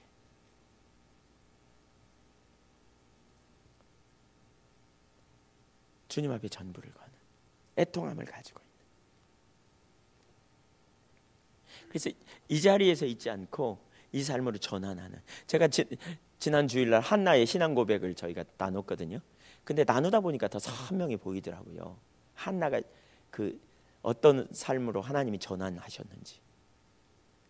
주일날 설교를 이렇게 나누면서 보니까 한나에게 문제를 허락하셔서 그의 삶을 신앙 고백으로 하나님을 개인적으로 알게 하시고 또 그러니까 하나님의 받은 은혜를 제일 먼저 고백해요. 하나님이 자기에게 주신 은혜를. 그리고 그 다음에 두 번째로 보면 하나님이 누구이신지를 그가 알아. 하나님은 거룩하시고 제가 잘 생각이 안 나네요. 유일하신 하나님이시고 또 어떤 하나님 세 가지를 고백하고 있어요. 그러니까 하나님을 개인적으로 경험하는 기회가 되는. 그러니까 한나 같은 경우에 사랑받는 여인이었고 남편에게 잘 나가는 여인이었거든요. 그리고 재물을 2배나 주고, 그러니까 물질도 많았을 거예요 한나는. 그리고 재물도, 그러니까 남편의 사랑받는 여인이었어요. 근데 하나님께서 그의 태문을 닫았어요. 그러니까 여호와께서 그의 태문을 닫으셨대. 왜 태문을 닫았는가? 왜 그에게 태문을 닫으셨을까? 주님께서 새로운 시대에 하나님의 사사시대 말이거든요. 가장 영적으로 타락한 시대, 사사시대를 잘 보여주는 게 룻기예요. 그쵸? 라우미가 자기 남편과 2 아들을 데리고 갔다가 그 베들레헴은 빵집, 떡집이라는 말이거든요. 떡집에 떡이 없어가지고 이방 나라로 가가지고 거기서 완전히 남편 잃고 2 아들 잃고 돌아오는데 자기 나오미와 돌아오잖아요. 그러니까 그런 시기를 반영하고 있는 상황, 그런 시기에 하나님께서 새 일꾼을 세우기 위해서 그 한나의 태문을 막으시고 한나를 통해서 그 하나님이 쓰신 믿음의 사람들을 세우죠. 그러니까 성경에 보면 아브라함의 사라의 태문을 막으신 것처럼 또 이삭 리브가의 태문을 막으시고 기도한 다음에 태문을 여시잖아요. 또 세례 요한의 어머니, 그렇죠? 이렇게 태문을 막으신 것처럼 하나님 그런 일꾼을 세우기에 태문을 다. 근데 제가 보니까 우리의 환경에 그러니까 우연이 없어요. 여러분, 환경을 통해 하나님께서 우리에게 꽉꽉 막아놓고 문제를 허락하시는 거는 사실 제가 그걸 보면서 진짜 그걸 보니까 이런 상황에 주님 찾아야 되는구나. 거기다가 대적까지 붙여놨어. 분인나. 그러니까 기회만 있으면 찔러대는 거죠. 대적이. 그러니까 결국 전환하면서 그가 하나님 찾았어요. 근데 제가 보니까 하나님 찾는 게 은혜였죠. 하나님 안 찾을 가능성도 되게 많아요. 왜냐하면 이런 거예요. 물질을 많이 보면서 그래도 난 물질 있잖아. 물질이 많어. 자식 있으면 뭐해. 그까짓 것들 속 썩이는데 물질이면 최고지. 이렇게 생각했을 수도 있어요. 또 한 가지는 이런 것도 있을 수 있어요. 남편한테 찾아가고 너 나야 군인 나야 선택해. 너 작은 각 세웠더니 정말 나를 이렇게 피곤하게 할 거야? 당신 나야 군인 나야 선택해. 그래가지고 군인 나 쫓아내버려. 이렇게 할 수도 있어요. 근데 그 여인은 2 가지 선택 안 하고요. 하나님 찾으러 갔다. 하나님 집중적으로 찾았거든요. 그 여인은. 그러더니 끝끝내 어떤 고백이 있느냐? 하나님이 자기에게 이루어 놓으신 일을 고백하기 시작해요. 그리고는 하나님을 개인적으로 알고요. 그 다음에 3번째가 뭐냐? 하나님은 뒤집는 분이라는 거예요. 전 뒤집기 하듯이 뒤집는 분이라는 거예요. 그래서 그는 하나님만 신뢰하는 거예요. 제가 그걸 보면서 더 알겠더라고요. 하나님의 사람들에게 하나님 찾게 하려고 어떤 때는 문제도 허락하시고요. 어려움도 허락하세요. 근데 우리가 할 수 있는 제일 쉬운 방법은 도망가는 거예요. 어려움 피하는 제일 좋은 방법은 도망가는 거예요. 누가 힘들게 하면 그 인간 안 만나면 돼. 교회 옮기지 뭐. 이렇게 해요. 제일 쉬운 방법이에요. 그렇죠? 그게 인본주의적인 방법이에요. 근데 주님께서 왜 우리에게 어려움을 허락하시는가? 왜 우리에게 주님께서 우리를 코너로 몰고 가시는가? 왜 그러시는가? 이거 보셔야 돼요. 뭐 하려고 그럴까요? 왜 그럴까요? 예, 대답 안 하셔도 돼요. 우리가 주님 찾아야 돼요. 그게 올바른 신앙이라면. 부흥교회요? 선교회 세워지면서 세워진 교회 아닙니까? 그러면 자동적으로 부흥이 옵니까? 여러분, 비전이 크면 비전이 큰 만큼 하나님께서 여러분에게 더 철저하게 하나님 기준 가운데 서야 돼요. 그 기준 가운데 세워져야 주님의 일 감당할 수 있어요. 어느 날 저희 교회 권사님이 그러더라고요. 하나님이 예한교회 세우신다 그래서 너무 신났더니 결국 우리를 죽여놓는구만. 하나님 빚으시고 다루시는 거예요, 결국. 근데 나를 세우신다는 거죠. 그게 내가 전환돼야 되는 거예요.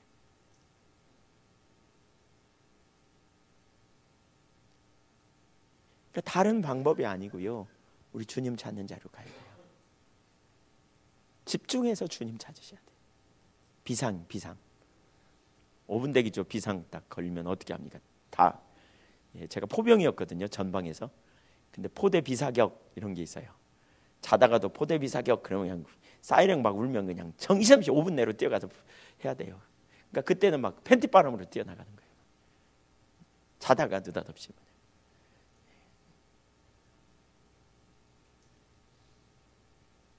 우리가 주님 앞에, 여러분 주님 앞에 지금 주님이 여러분을 그렇게 부르고 계신 것 같지 않으세요?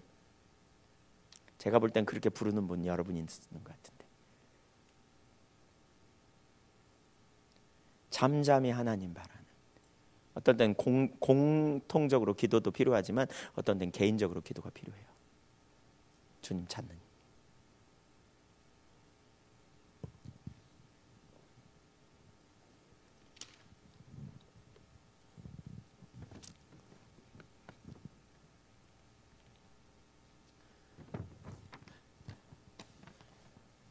아이고 이거 참 큰일 났네. 이거 안 할 수도 없고 이제. 예. 세 번째, 자기 기준.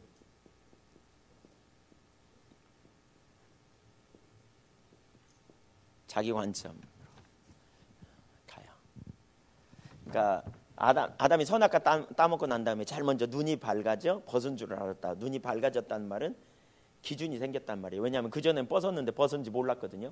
근데 타락하고 났더니 뭔가 이렇게 벗은 것이 부끄럽다는 걸 발견했어요. 그러니까 자기 기준, 자기 관점이 생긴 거예요. 그래서 그 기준, 관점 가지고 사는 거죠. 사람이 다 자기 관점 갖고 사는 거죠. 자기 기준 갖고. 근데 자기 기준은 뭐냐? 편견으로 나와요. 편견. 왜? 여기 편견이라는 말은 뭐예요? 바른 거를 못 보는 거예요. 바른 걸 못 봐요. 그럼 바른 게 뭔데요? 우리가 그리스도인이 봐야 될 바른 게 뭔데요? 하나님 관점이요. 하나님을 관점으로 봐야 똑발라요. 근데 자기 관점으로 봐. 그러니까 왜곡돼 있어요. 편견이야. 잘 안 보여. 그러니까 삐뚤어지게 보는 거죠. 그러니까 이게 심각해요. 여러분, 진리를 알지니 그 진리가 너희를 자유케 하리라. 그러니까 하나님의 관점으로 봐야 돼요. 이게 올바른 게 봐야 돼요.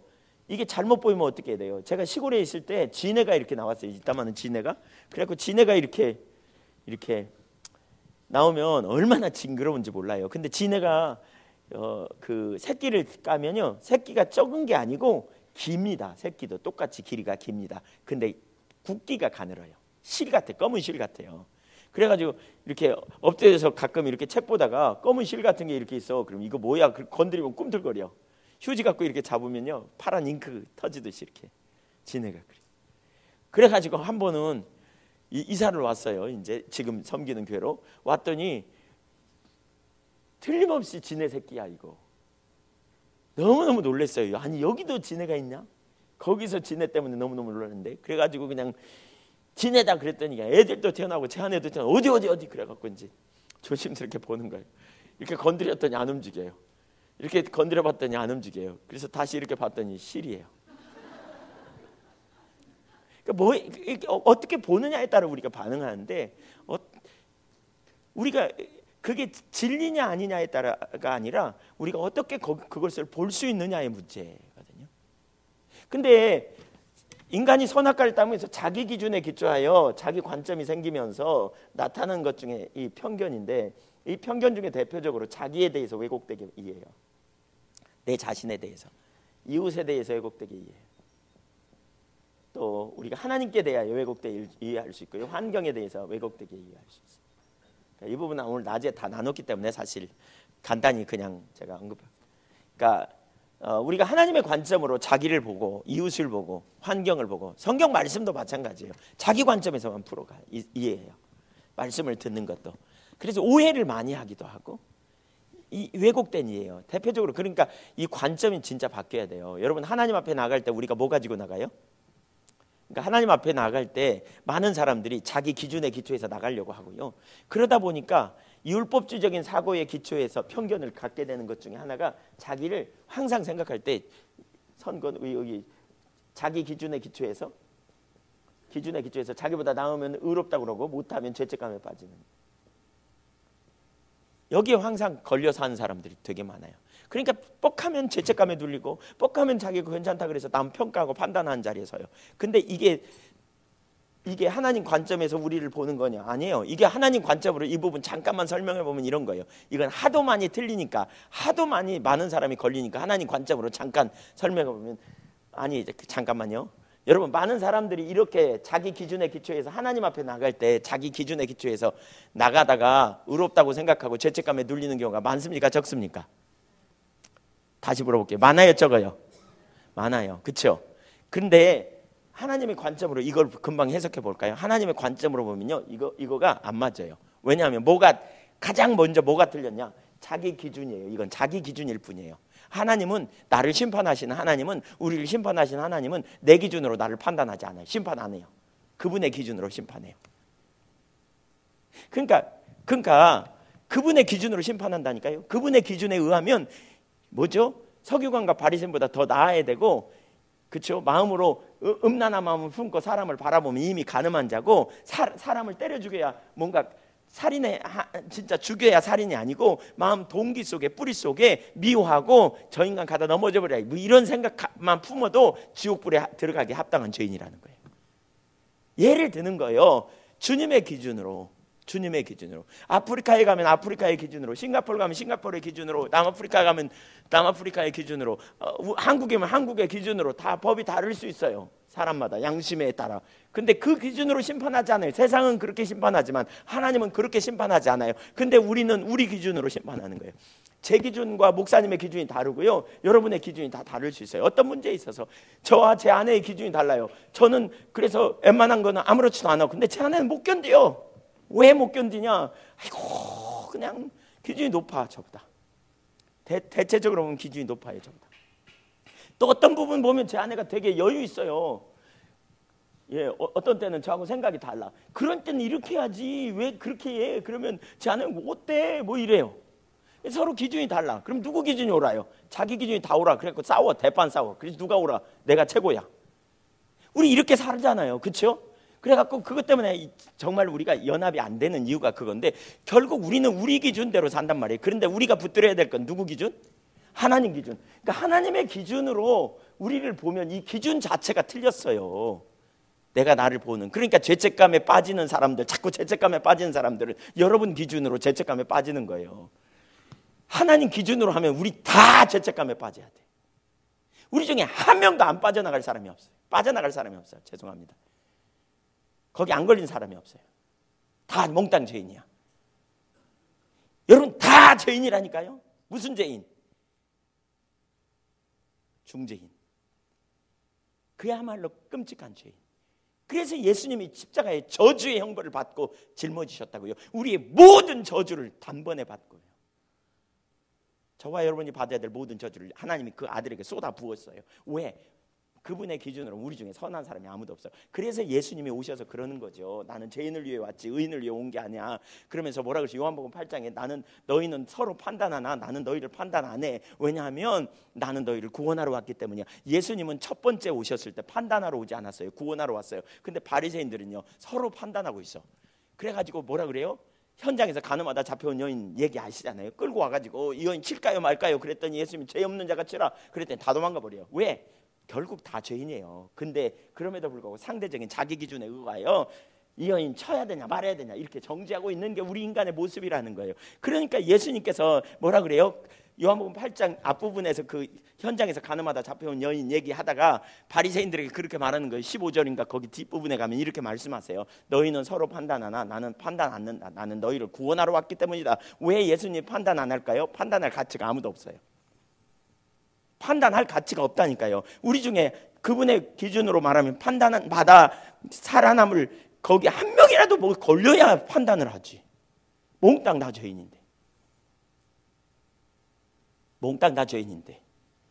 그래서 하나님의 아들 예수님이 오셨다니까요. 그래서 우리는 예수의 보혈의 공로로만 의롭게 되는 거죠. 그분의 의가 아니면.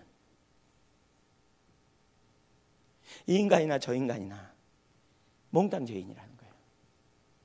너희 중에 의롭다 할 육체가 없다 그러죠. 예수님이 판단 안 해요. 근데 우리는 열심히 판단해. 아이고 저 인간, 아이고 저런 인간 다 있냐. 상대적인 자기 의로, 자기 관점으로, 자기 기준으로. 그러니까 보세요. 여러분 보세요. 이 기준으로 안 보면 어떻게 해요? 자기를 의롭다고 생각해. 근데 하나님의 기준을 볼까요? 이사야 64장 6절에 보면 자기를 의롭다고 여기는 것을 뭐라 그러냐? 하나님의 관점에서는 걸레가처럼 본대. 걸레처럼. 자기의 의는 더러운 옷과 같대. 걸레 같다는 말이에요. 그러니까 너무너무 우스운 거죠. 하나님 관점에서. 그러니까 바리새인들이 와가지고 죄인들하고 함께 노는 예수님 바라보면서 바리새인들이 그러는 거예요. 하나님으로부터 왔다면 우리하고 놀아야지 왜 죄인들하고 노냐. 그랬더니 나는 죄인을 위해 왔지 의인을 위해 안 왔다 그래요. 그러니까 죄인하고 왔구나. 죄인을 위해 왔구나. 우리는 의인이니까. 의인이에요? 그분의 관점에는 몽땅 다 죄인이에요. 그러니까 주님을 못 만나. 그러니까 겸손하지 않아요. 자기 기준에서 보면 겸손할 수가 없어요. 그런데 하나님 기준으로 볼 때는 겸손해요. 자신에 대해 항상 겸손해요. 하나님 앞에 겸손해요. 그리고 뭐예요? 다른 사람 앞에 온유해요. 다른 사람에 대해 부드럽다고요. 다른 사람을 자기 잣대로 대지 않아요. 다른 사람에게 저 사람에게도 은혜가 필요한 사람이구나. 누가 나를 지적해도 그래 네 말이 맞아. 내가 그런 자야 라고 고백해요. 왜? 하나님의 관점에서 보니까 내가 죄인이니까. 이게 하나님 관점이라고요. 이게 보여야 돼요. 이게 보이면 우리는 진짜 섬기고 사랑하고 우리 모두에게 은혜가 필요하고 그래서 겸손하고 온유함으로 인사해요. 그분의 관점이 보이면 그분의 관점으로 봐야 돼요. 이거 금방 보세요 여러분. 오늘날 이 관점이 너무너무 팽배하잖아요. 이게 복음의 능력이 여기 어디 있어요? 육체의 관점으로 보는 거지 그게. 그러니까 마귀가 아주 그냥 자기 중심으로 돌아가서 우리를 다 그냥 초토화시키는 거예요. 복음의 능력을. 예수님의 십자가 여기 완전히 무력화되게 만들어버리는 거예요. 깨지는 거예요. 어떤 능력도 없이. 여러분 자신은 하나님의 관점으로 보세요. 두 가지예요. 완전한 죄인이에요. 그럼에도 불구하고 예수 그리스도 안에서 내가 예수님의 공로로 하나님과 막힌 담이 헐어졌고 하나님의 자녀가 되고 그 하나님께서 나를 보배롭고 존귀하게 여기는 거예요. 그 하나님이 나를 사랑하시는 거예요. 내가 달려야 될 십자가에 나 대신 예수님 달려놓고 나를 건져내셨어요. 그게 구원이에요. 그게 의로움이에요. 그 안에 내가 생명을 얻은 자예요. 그러니까 나는 세상 사람들이 육체의 관점으로 평가할 때 보잘것없고 형편없지만 주님이 나를 보배롭고 존귀하게 여기셔. 내가 그것이 나의 신분이에요. 그게 나의 정체성이에요. 그래서 이런 사람은 뭐예요? 열등의식이 깨져요. 이런 사람은 뭐죠? 그 낮은 자존감이 치유돼요. 내가 누군데 그리스도 안에서 하나님의 나는 생명을 가진 자요. 주님이 나를 보배롭고 존귀하게 여긴다고 말씀하고 있어요. 하나님이 나를 얼마나 사랑하시는지 내가 아는 거예요. 그게 하나님의 관점에서 다예요.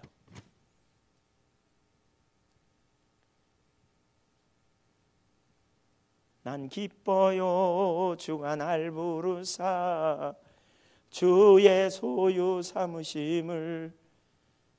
내가 주님의 소유라고요. 그분의 은혜 아래에 있는 자예요. 내가 얼마나 귀한 존재인가. 여러분 하나님 관점에서 내가 얼마나 소중한가. 내가 얼마나 하나님 관점에서 내가 얼마나 정말 이 세상의 모든 사람이 알아주지 않아도 그 하나님 우주를 창조하신 하나님이 나를 살리기 위해 당신의 아들을 밀어내고 나를 구원하셨으니 내가 얼마나 신나는 보배로운 존재인가.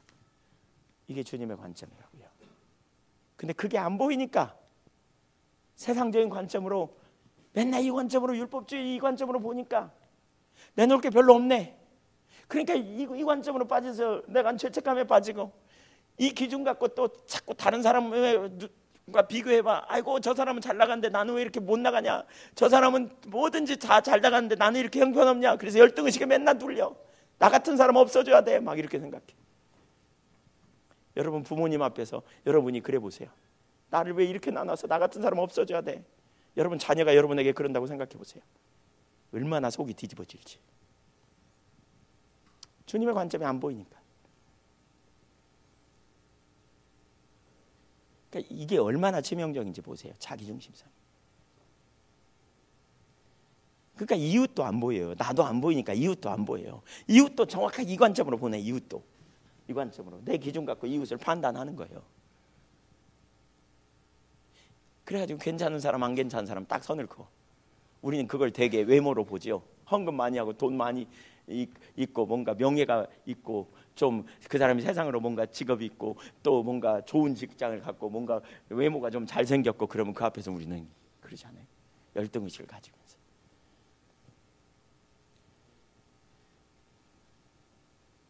주님 앞에서 그리스도 없이면 완전 깡이에요.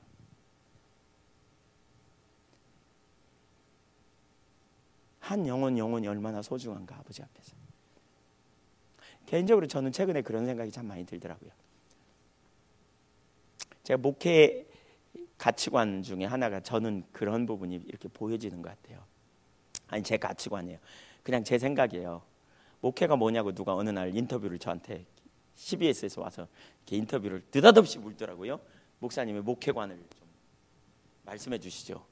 그래서 제가 그 순간에 버뜩 이렇게 목회관이 뭔가, 목회가 뭐라고 생각하십니까? 이러면서 물어요. 그래서 제가 그 생각이 났어요. 어렸을 때 제가 모태신앙이거든요. 어렸을 때 저희 집에 목사님이 신방 오면 저희 어머니가 그 중에 새 옷을 입혀가지고 이렇게 쭉 세워놔요. 그러니까 목사님 오시니까 기다리라 그러는 거예요. 어떤 때는 1시간 기다리고요. 어떤 때는 한 서너 시간 기다려요. 신방 오다가 그냥 신방 하신다고 오는데 그냥 안 오셔. 그래갖고 나가서 놀고 싶은데 안 오고, 또 집에서는 그 뭐죠? 그 찹쌀에다가 검은 콩 해가지고 이렇게 찌는 설이 이렇게 시루에서 그 떡이 있고 있어. 그 떡이 그렇게 맛있거든요. 근데 목사님이 좋아한다고 맨날 그 떡을 해. 근데 그 떡 좀 달라 그러면 안 줘. 목사님 먹고 나서 줘야 된다고 이렇게 왜 백설기도 아니고 그 찹쌀에다 하는 거 있죠. 왜? 그 너무 맛있어. 어렸을 때 그냥 예. 그래가지고 그 떡 좀 먹고 싶은데 하루 종일 기다려요. 근데 이제 오면 진짜 제가 어렸을 때 그런 생각이 들거든요. 목사님 오셔가지고 그렇게 하루 종일 기다렸으니까 와서 이제 오면 이제 인사하라 그러면 인사해요. 이렇게. 그 목사님 어떤 날은 와서 머리도 쓰다듬어주고 공부 잘하냐고 묻기도 하고 그러는데 어느 날은 너무 바빴나 봐. 그냥 들어가 버려. 그 마음에 그 씁쓸함이 있죠. 왜? 하루 종일 기다렸는데. 예. 아는 채도 않고 그냥 끝나자마자 또 금방 가. 또 그냥 다른 집 신방 가야 된다고. 그래서 제가 그때 그 생각이 딱 덜컥 나더라고요. 그러면서 무슨 생각을 했냐면 한 영혼도 교회 와서 상처받지 않으면 좋겠다. 소외되지 않으면 좋겠다. 우리 편지 100장 붙이면 그 중에 하나 봉투 이렇게 붙이다가 삐뚤어지잖아요. 그럼 100장 중에 한 장이니까 그러지만 받는 사람은 그렇잖아요. 그 한 사람 받는 사람은 기분 나쁘잖아요. 그런 거와 똑같은 생각이 들더라고요. 여러분 그래요. 그래서 여러분 어린 아이들도요 교회 오면요 누가 와가지고 이렇게 인사하고 쳐다보면 절대로 그냥 보내지 마세요. 꼭 머리라도 쓰다듬고 한번 안아주든지 꼭 그렇게 하세요. 한 인격이거든요. 그렇죠? 에이, 대답도 안 하시고 귀하다고요. 맞지요? 예. 소중한 인격들 이렇게 근데 사실 목사님들이 눈이 2개가 아니어서 2개밖에 없어가지고 뒤에가 없어서 잘 못하지만 근데 할 수 있으면 그렇게 목사님들뿐만 아니라 뭐 우리 성도님들이 그런 자세를 취하는 건 너무너무 중요하더라고요. 그래서 소중한 존재라는 것, 하나님 관점에서 얼마나 소중한 존재인가, 한 영혼이 얼마나 소중한가, 그 영혼이 세워지고 회복되는 일이 얼마나 중요한 일인가. 그렇죠? 그게 너무너무 중요하다는 생각이 들었어요. 근데 하나님 관점으로 나를 주님이 나를 어떻게 보시는가. 우리가 이걸 이해해야 돼요. 이웃도 마찬가지고요. 그러니까 이게 있기 때문에 환경도 어려움 오면 내가 못해서 하나님이 나를 벌 주시지 이런 생각을 갖는 거예요. 이 관점으로 자꾸 가지니까. 이 관점으로 가지니까. 이 관점으로 보면요. 이런 나를 건지신 주님께서 내게 지금 만나는 환경 속에서도 최선의 길로 인도하시리라. 이걸 알아요. 하나님은 사랑하신다. 그래서 최선의 길을 인도하고 계신다. 지금 이해할 수 없어도 완전한 길을 준비하고 계신다. 이게 보여요. 이 관점으로 보이면. 그러니까 낙심하거나 좌절하지 않아요. 절망 안 해요. 놀라지 않아요. 포기하지 않아요. 주저앉지 않아요. 하나님 제가 뭘 할까요? 투명하게. 주님께서 비비 꼬인 채로 나를 대하지 않는다니까요. 여러분 주님은 비비 꼬이지 않았어요. 주님은 투명하세요. 주님은 투명한 분이세요. 주님은 막 나를 그냥 골탕 먹이려고 비비 꼬아가지고 막 너 한번 견뎌봐라 이런 분 절대 아니세요. 주님은 투명한 분이세요. 그래서 우리에게 그대로 대해 주시는 분이세요. 이걸 염두에 둬야 돼요. 그러니까 십자가 사건을 보면 사실 이 십자가 사건을 보면 하나님 관점을 이해되면 십자가 사건을 보면 그 다음에 하나님이 누구이신지 하나님의 우리에게 인도하시면 얼마나 최선이고 완전함인지 우리가 금방 알 수 있어요. 그렇기 때문에 어떤 상황 속에서라도 감사할 수 있고요. 기뻐할 수 있고요. 어떤 상황 속에서라도 놀래거나 두려워하지 않고 지금 이런 문제가 있지만 주님이 어떻게 인도하실지 익사이팅한 거죠. 흥미로워요. 하나님 어떻게 하실지. 그래서 주님을 기대하는 거죠. 코 빠지고 입을 뒤집어 쓰고 눕는 게 아니고 그 다음에 어떻게 하실지. 저 같은 경우는 제가 교회에서도 예한교회에서도 되게 많이 나누는 게 그겁니다. 항상 십자가 밑으로 가라고 합니다. 항상 십자가를 보라. 십자가를 바라보면 거기 세 가지 메시지가 나오더라고요. 에베소서 2장 1절부터 3절까지 보면 십자가는 뭘 가르쳐요? 너 죄인이었어. 허물과제로 죽었던 자야. 과거에 너 세상 네 마음과 육체 욕심을 따라 하나님의 진노 아래 있던 자야. 너 공중권세 잡아 따랐던 자야. 너 그 말이에요. 그럼에도 불구하고 현재는요. 긍휼에 풍성하신 하나님이 너를 일으키셨고 살리셨고 하늘 보좌 우편에 앉게 됐어. 그게 네 신분이야. 이렇게 말하는 거예요. 과거에 너 그랬는데 그럼에도 불구하고 하나님이 너를 그렇게 살리셔서 넌 하늘에 속한 자야. 이걸 가르쳐요. 거기에 또 한 가지가 게시되어 있어요. 7절에 보면 뭐라 그러냐. 이렇게 하신 이유는 뭐냐. 오는 여러 세대에 하나님의 은혜가 지극히 풍성하다는 사실을 오는 여러 세대에 나타내려고. 그러니까 하나님이 게시되어 있어요. 거기. 이게 십자가의 메시지예요. 항상 십자가 앞에 가는 거예요. 그분이 누구인가? 그분이 어떤 일을 주시는가? 이게 하나님 관점으로 자신을 보는 거예요. 환경, 사실 그 관점에서 자기를 보여주면 그 관점에서 우리가 환경도 보고요. 하나님도 다 이해할 수 있어요. 더 이상 죄책감이 거기서 끊어지죠. 그러니까 겸손해요. 겸손해요. 그분의 관점에서 보면 하나님의 관점에서 자기를 보는 사람은 정말 겸손할 수밖에 없어요. 왜냐하면 나의 나됨은 내가 아니고 지금 구원받는 것도 그분의 은혜로 된 거고요. 지금 살아가는 것도 그분의 은혜고요. 지금 내가 없어. 앞이 안 보여. 그렇지만 그분이 은혜로 나와 함께 하실 걸 알아. 그래서 뭐예요? 그분을 찾아. 그분의 은혜를 구해. 그분의 길을 보여달라고 우리가 구할 때 반드시 보여줄 걸 알아. 왜? 내가 알기도 전에 내가 잘한 것도 아무것도 없는 그때 내가 정말 허물과제로 죽었고 공중권세 잡은 자 뒤따랐던 그 시기에도 주님이 나를 사랑하셔 나를 건져내셨는데, 그렇죠? 이렇게 구원받고 내가 주님의 뜻대로 서려고 하다가 넘어지고 실패했을 때 주님께서 나를 안 인도하지 않을 건가? 아니에요. 인도해요. 때로는 우리가 정말 죽음을 경험한다 할지라도 주님은 더 최선의 길로 우리를 이끄시는 분이시라고요. 아멘. 정말 절망적인 상황이라도 주님은 우리가 볼 때 절망이지만 주님은 최선의 길로 우리를 인도하신다고요. 그래서 바울 사도가 내가 사는 것도 그리스도인 죽는 것도 유익됨이라. 빌립보서 1장 21절인가요? 내가 사는 것도 그리스도인 죽는 것도 유익됨이래요. 왜? 완전한 신뢰죠. 주님을. 완전한 신뢰가 거기서 와요. 사실 영적 전쟁은 대부분은요. 이거 머릿속에 이게 확실하게 잡히면 대부분은 끝납니다. 영적 전쟁은. 마귀가 뭐 가지고 공격해요? 신분 갖고 공격해요. 두려움, 미래에 대한 불안함, 뭐 안 될 것 같은 생각 이런 거 막 집어넣어 주거든요. 불화살 쏘아대요. 근데 예수 이름으로 나가노. 죄책감 이런 거. 근데 다 여기서 다 해결돼요. 영적 전쟁의 90%는 승리해. 95%는 승리해. 제가 볼 때. 대부분이 다 끊어요. 이게 분명하게 여러분 여기 분명하게 여러분이 인식하면요, 원수마귀가 여러분 공격할 때 예수 이름으로 나가. 너. 난 주님 신뢰해. 주님이 내 능력이야. 주님이 나의 힘이야. 주님이 나의 의야. 사실 그 부분이 분명히 붙들리면 여러분 삶에 놀라운 전환이 일어나게 돼 있어요. 정말 놀라운 전환이 일어나요. 자기 중심으로 돌아가면 자기 관점에. 근데 여기에 중요한 한 가지가 있어요. 아이고 오늘 설교 큰일 났네. 아니 큰일 난 게 아니고 그냥 예.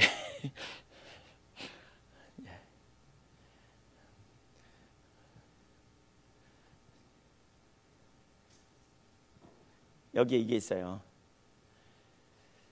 하나님의 영광을 구하는 것과 구하면 하나님을 추구하고 하나님의 목적을 추구할 때 뭐가 있냐면 분별력이 주어져요. 분별력이 주어져요. 그리고 하나님 자원을 추구할 때 분별력이 주어져요. 그래서 하나님 영광 플러스 하나님 자원의 삶은 이 수학 공식이에요. 이 삶에서만 하나님의 관점이 주어져요. 그러니까 이건 제가 아까 낮에도 설명했어요. 그러니까 두 주인을 섬기면 내 눈이 어두워진다 그랬어요. 마태복음 6장 22절부터 24절까지 보면. 근데 내 눈이 성하면, 이 말은 하플러스란 말로 영어 킹제임스 버전에는 이렇게 말하고 있어요. 너의 눈의 초점이 하나이면, 싱글 포커스, 너의 눈의 초점이 하나님이면 온몸이 밝을 거다, 이렇게 말하고 있어요. 그러니까 네가 하나님만 사랑하고 하나님의 영광이 너의 유일한 목적이라면 너는 온몸이 밝을 거다 그래요. 우리가 부부간의 관계에서도 그렇죠. 내 남편만, 내 아내만 사랑한, 거기 외에는 내 눈이 전혀 돌아가지 않고 완전히 내가 내 아내를 너무너무 사랑하면 우리는요, 마음이 되게 편안해요. 혼돈이 없어. 그렇지 않나요? 그렇죠? 예. 근데 그렇지 않게 되면 보나마나 시끌시끌 할 거예요. 그렇지 않게 되면 보나마나 이거 상당히 심각할 거예요. 쳐다보면서 죄책감도 살짝 들 거고 뭔가 문제가 생기고. 그렇죠. 당연해요. 하나님만 우리가 사랑하면 단순해요. 내가 택할 길이 뭔지, 어디로 가야 되는지, 살아도 주를 위하여 죽어도 주를 위하여 주님의 영광이면 족합니다. 우리가 이 자리에 서게 되기 때문에. 그래서 영적인 눈이 밝아져요. 영적인 눈이 밝아져요. 여러분 주님 찾으면 영적 분별력. 영적 분별력이 관건이라는 얘기는 수도 없이 들었을 거예요. 근데 영적 분별력은요, 그냥 주어지는 게 아니에요. 우리가 주님 찾아야 돼요. 주님과의 온전한 관계 가운데 있어야 돼요. 반대로 내 눈의 초점이 더블 포커스, 초점이 두 개면 온몸이 어두울 것이다. 이게 자기를 이 자리에 가요. 그래서 영적인 분별력이 가리워져요. 그러니까 영적인 분별력이 관건인데요, 진짜 하나님 기쁘시게 하려고 삶을 선택하고 은혜를 구하기 시작하면 하나님께서 하나님의 관점을 보는 눈을 우리에게 주신다니까요. 하나님의 관점을 가지면 성경을 읽으면서도 뭐가 하나님의 길인지 알게 되고요, 인간관계에서도 어떻게 해야 될지 더 알게 되고요, 어떤 상황을 만날 때 어떻게 서야 할지 금방 알게 돼요. 내가 무엇이 지금 하나님이 기뻐하시는 삶인지 우리가 알게 된다니까요. 하나님 자원을 의지한다는 말은요, 율법주의가 내려지는 거예요. 근데 사실 율법주의, 이사야서가 대표적으로 율법주의를 말하는데, 이사야 시대나 예레미야 시대나 예수님 당시에 바리새인들을 향해 주신 메시지가 뭐예요? 이사야 선지자를 보내면서 내가 그러니까 주님 제가 어디로 가요? 무엇을 해요? 그랬더니 네가 내 백성에게 가서 보기는 보아도 보지 못하고 듣기는 들어 듣지 못하게 하라 그랬어요. 그들이 왜? 영적 소경이니까. 자꾸 영적으로 어두운, 이사야 29장에 보면 그 부분이 나오죠. 예, 저들이 보지도 못하고 듣지도 못해. 그러니까 예배가 자꾸 형식화돼. 그러니까 더 영적 소경되게 만든다는 거예요. 더 영적 소경돼요. 그 결과가 이사야 30장 1절부터 17절까지 나와요. 근데 이사야 30장 1절부터 17절까지 보면 거기에 영적 소경의 결과가 5가지로 표현되어 있거든요. 예를 들면 어떤 상황이 닥칠 때 인본주의를 택해요. 그러니까 영적 소경이만 나타나는 결과가 인본주의로 갑니다. 자기 길로 가게 돼 있어요.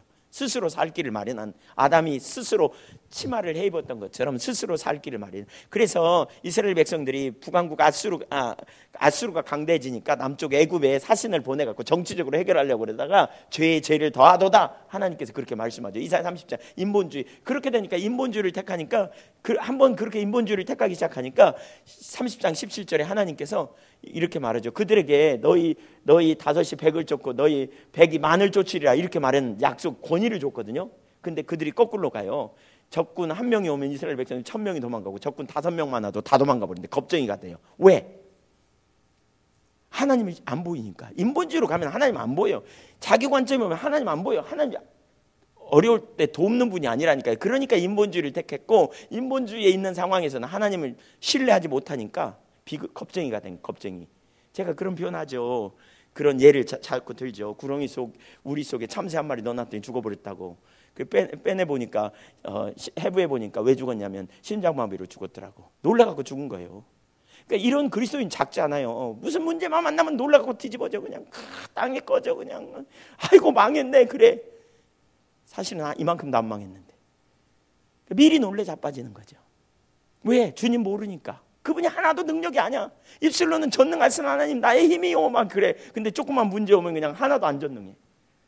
그래갖고 뒤집어지는 거예요. 그러니까 이사야 30장이 사실 그런 부분을 잘 말하고 있습니다. 거기 이사야 30장 1절부터 17절까지 보면 5가지의 상황이 거기 그대로 나타나요. 그래갖고 주님께서 이렇게 하나님의 길을 얘기하는데도 안 들어요. 그 자기를 변호하는 합리화시키는 거죠. 그러면서 이렇게 주님께서 말씀을 선지자를 보내면서 말해도 우리에게 정로를 보이지 말라, 우리에게 바른 말 하지 말라. 그러니까 여러분 보세요. 영적으로 소경이 되면요 반드시 자기 길이 나와요. 근데 자기 길이 나오는 게 2가지예요. 아담이 타락한 이후에 딱 한 일이 2가지예요. 치마를 입었죠. 자기 스스로 살 길을 만들고요. 또 하나는 주님이 오셔서 그랬죠. 너 왜 따먹었어? 그랬더니 뭐라 그래요? 당신이 준 저 여자 때문입니다. 그래요. 그러니까 변호하는 거예요. 합리화하는 거예요. 합리화해요. 똑같이 그 일을 해요. 그러니까 말씀에 정직하게 대면이 안 돼. 직면 안 돼. 말씀에 정직하게 내가 그렇습니다. 설교를 들으면서 내가 그렇습니다. 이렇게 나와야 되는데 변호해버려. 탁탁탁 합리화시켜버려. 그 시대가 그랬다는 거예요. 그러니까 우리 예를 들면 그런 거예요. 우리 목사님은 사회생활 안 해봐서 설교를 저렇게 강하게 해. 막 그러는 거죠. 예. 자기 합리화하느라고. 제가 섬기던 예한교회 초창기에 왔을 때 그랬댔잖아요. 누가 저한테 우리 목사님 사회생활을 안 해봐서 저렇게 설교를 강하게 해. 우린 초등학생인데 고등학교 설교를 해. 막 유치원생인데 고등학교 설교를 해. 그러면서. 그래서 제가 너무 죽을 것 같더라고요. 그래서 그분한테 그랬어요. 제가 성경적으로 설교하나요? 집사님 생각할 때. 그랬더니 성경적으로 설교하지요. 우리가 못 살아서 그렇지. 그러면서 머리를 극적거리고. 그래서 제가 그랬죠. 이 시대에 하나님이 사회생활을 안 해보셔갖고 성경에다 이렇게 써놨어. 그러니까 자기 합리화하기 위해서 누구 탓? 성경 탓, 하나님 탓 이렇게 핑계대는 거죠. 결국 그냥 자기를 합리화하는 거죠. 이게 우리의 변호사예요. 우리 본성이에요 이게. 그러니까 결국 하나님께서 위기 가운데 말씀을 보내지만 못 들어요. 이사야 30장에 보면 이게 A, B, A, B, B, C. 그래서 C가 뭐냐 결국은 완전히 패망을 한다는 거예요. 근데 그때 하나님께서 이스라엘 백성들을 기다리신대요. 뭐라고? 은혜를 구하게 찾도록 부르짖도록 하나님께서 기다리신다 그랬어요. 그러니까 기다리시면서 은혜를 베풀려 하심이라. 그러면서 이때 기다리시고 은혜를 구하시는데요. 은혜를 부으시는 첫 번째가 뭔 줄 아세요? 하나님을 이런 상황에 빠져 있을 때 자기 길로 가서 억압이 가득한 여기 억압이 가득하다니까요. 이런 상황에 하나님께서 원하시는 게 뭐냐? 이사야 30장 한번 찾아보시죠. 누가 18절 19절 읽어보시죠.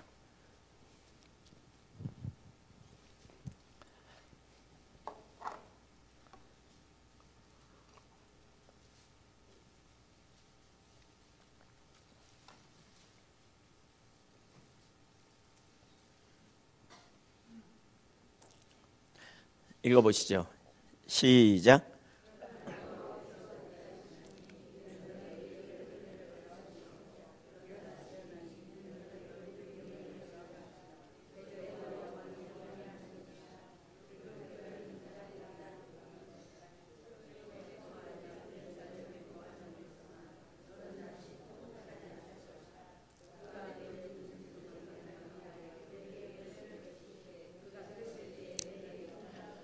아멘. 1절부터 17절까지는 온갖 억압이 가득하고요. 그러나 여호와께서 기다리시나니. 여러분, 이게 하나님의 마음이라고 저는 생각해요.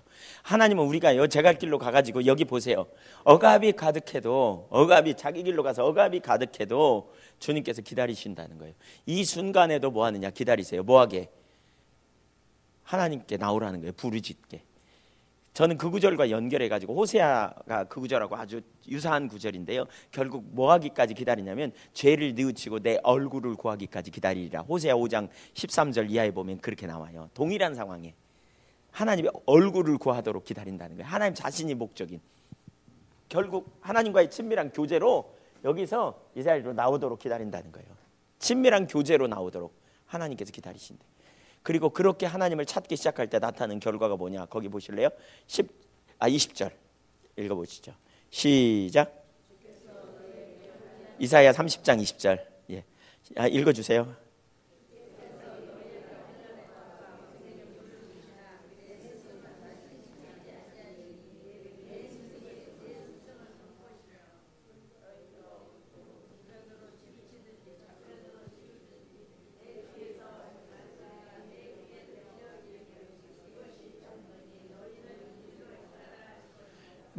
이렇게 하나님 찾으면 하나님 뭐 하신다고요? 하나님의 길을 알게 해주시겠다는 거예요. 스승은 숨기지 않는데 환경의 태문은 아직 안 열려.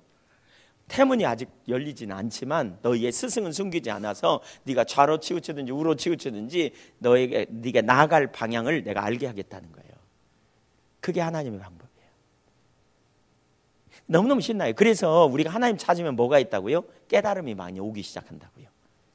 여러분, 주님 찾으면, 주님 은혜를 구하면, 여러분이 현재적으로 하나님과 동행함이 있으면 깨달음이 많아. 성경을 읽으면서 자꾸 깨달아지고요, 설교를 들으면서 자꾸 깨달아지고, 기도하면서 뭔가 자꾸 깨달아져요. 하나님의 의도가 깨달아지고, 하나님 자신이 하나님 이런 분 하나님이었어, 이게 막 깨달아져. 막 와, 하나님 사랑이 이렇게 풍성하셨네. 와, 하나님 정말 이렇게 전지하시다니. 하나님 정말 능력의 하나님이네. 이 깨달음이 뭐냐? 만나는 거예요. 하나님과 만나는 거예요.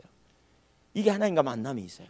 그리고 내가 하나님의 목적을 막 알아. 하나님께서 이 시대에 어디서 일하시는가 막 보여. 그리고 뭐냐? 하나님의 길이 보여. 하나님의 길. 하나님의 길은 뭐예요? 이게 하나님의 기준이야. 근데 내가 이쪽으로 가고 있네 지금. 그러니까 하나님의 기준을 보이면서 이게 정로라는 거죠. 이리 가야 된다. 그러면 돌이켜. 내가 삐져 있어 지금. 삐져 있는데 하나님의 길을 기도하는데 보여. 그래, 내가 이게 죄지. 내가 뭐 하는 거야? 나를 기쁘게 하랴, 주님을 기쁘게 하랴.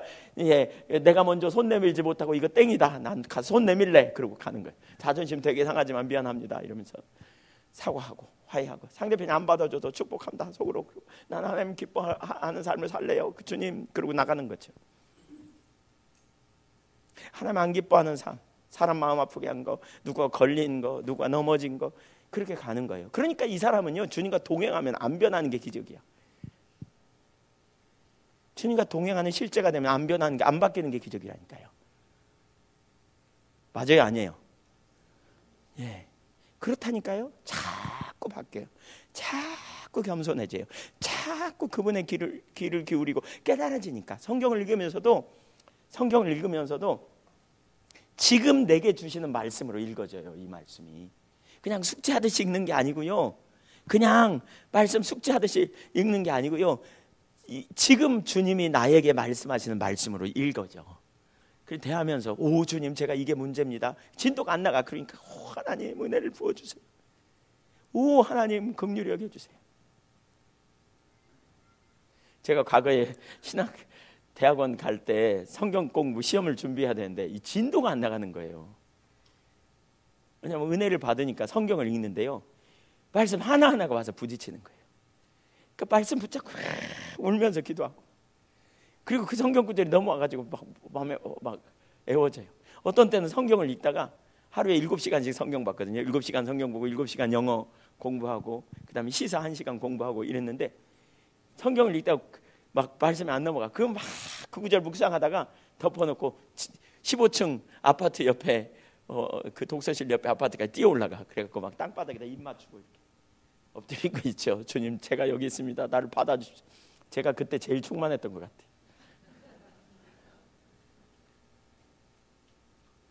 그때 개인적으로 너무너무 그랬었거든요, 저 개인의 삶에서는.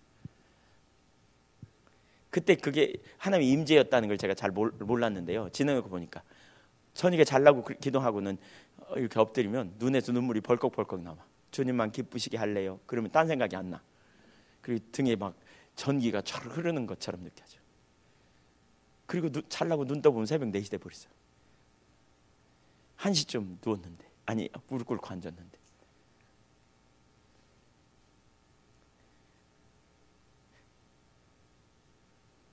하나님께 우리가 하나님 찾으면서 말씀을 보면 깨달음이 자꾸 와요. 자꾸 비춰져요. 주님께 자꾸 이모저모로 알게 해주세요. 그러니까 여러분 주님 찾으면서 이렇게 주님 말씀을 읽으셔야 돼요. 대면하셔야 돼요. 성경을 보기도 하고 책을 보면서도 깨달음이 자꾸 와요. 근데 그렇게 될 때 무슨 일이 벌어지냐면 비로소 삶에 놀라운 전환이 일어나요. 그 다음 구절 한번 읽어주실래요? 예. 시작.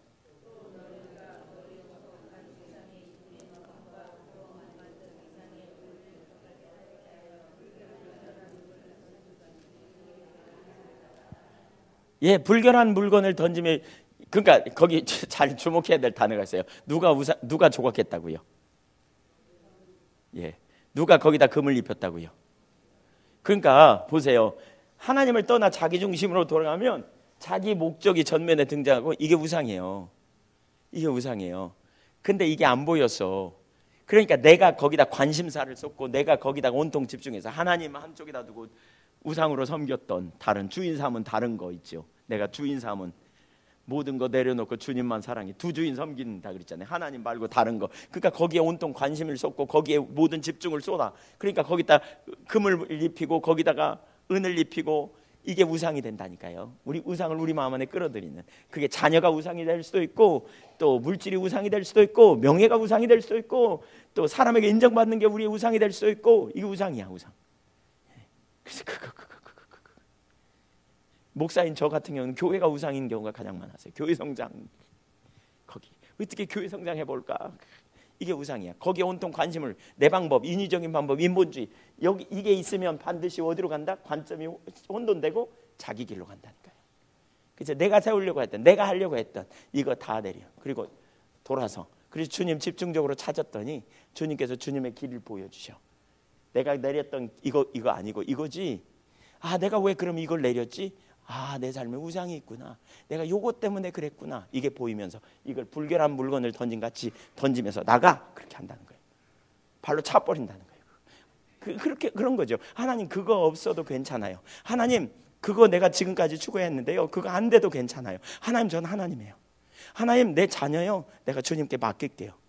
하나님 내 가정의 문제요. 주님께 맡길게요. 하나님 제 미래요. 주님께 맡길래요. 저는 주님이 저를 아시고 머리털 하나까지 세심 받으신 주님께서 저를 가장 완전한 길로, 최선의 길로, 가장 선한 길로 이끄실 걸 제가 신뢰해요. 전 주님이에요. 주님께 전부를 거는 거예요. 주님께 모든 걸 거는 거예요. 그래서 주님 그거 없어도 돼요. 저 같은 경우는 교회 성장 안 돼도 돼요. 하나님 제가 사역 안 해도 돼요. 전 주님이에요. 제가 주님이 전부예요. 하나님 제가 사람에게 인정 못 받아도 괜찮아요. 하나님 제가 드러나지 않아도 괜찮아요. 전 당신이면 좋게요. 이렇게 선택하는 거예요. 이렇게 찾는 거예요. 전부를 거는 거예요. 이렇게 전부를 내리는 거예요.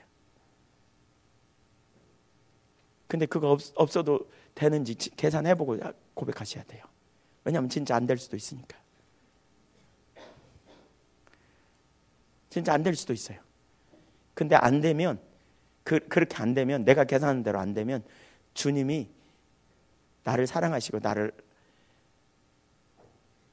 위하여 자신을 내어줄 만큼 사랑하시는 분이기 때문에 그거 안 되면 그게 내게 더 좋은 길이에요. 그게 내게 더 최선의 길이에요. 그래서 우리는 거기에 전부를 걸 수 있어요. 내가 생각할 때 좋은 길이 아니고 주님이 생각할 때 완전한 길로 나를 이끄세요. 나는 내 인생의 미래는 모르지만 그분은 전지하셔서 미래도 알아요. 그분은 능치 못함이 없어요. 근데 그분이 나를 그 부분 안 이루어 주시면 내 삶의 최선이에요.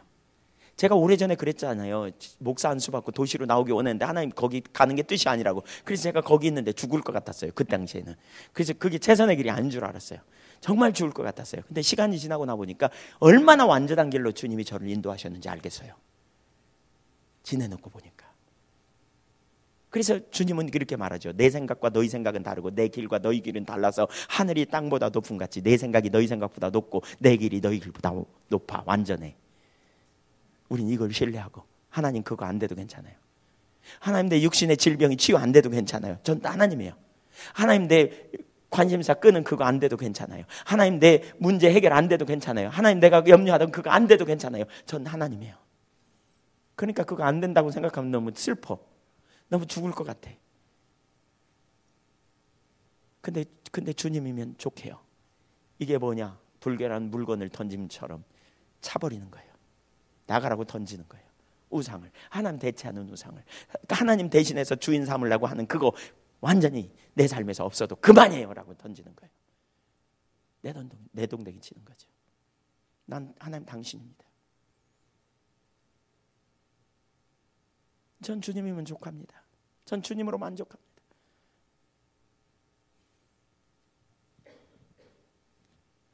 그게 이제를 돌아오는 길이고요.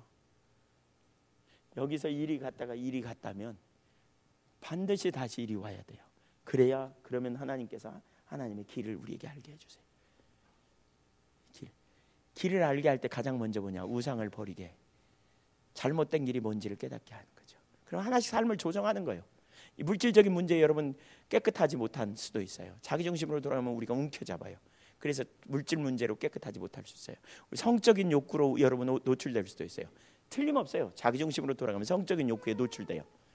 그래서 주님과의 관계에 비정상적인 관계로 가면서, 왜냐하면 쾌락을 쫓아가는 본능이 있기 때문에. 그래서 자꾸 딴 생각이 나. 초등학교 동창 만나볼까? 요즘 밴드 가면 만날 수 있다는데 막 이런 생각이 나. 초등학교 때 내가 좋아했던 여학생 나왔나? 뭐 이러면서 자꾸 딴 생각이 나. 이렇게 눈이 슬금슬금 옆으로 가고. 틀림없어요. 근데 주님 찾기 시작하고 그분을 찾기 시작하면 그게 죄라는 걸 깨달으면서 그거 회개해. 그런 관계도 정리해. 물질의 문제, 하나님 안 기뻐하는 삶 살았던 거 정리해. 11조 안 했던 것도 정리해. 점점 삶을 전환해. 주님의 기뻐하신 삶으로. 그러다가 결정적인 문제가 뭔가를 발견해요. 그게 우상이에요. 그걸 그거 아니어도 돼요. 전 주님이에요. 이렇게 구하는 거예요. 결정적인 상황이에요. 그 다음에 읽어보시죠. 그렇게 되면 무슨 일이 벌어지냐? 하나님이 태문을 열으세요. 읽어보시죠.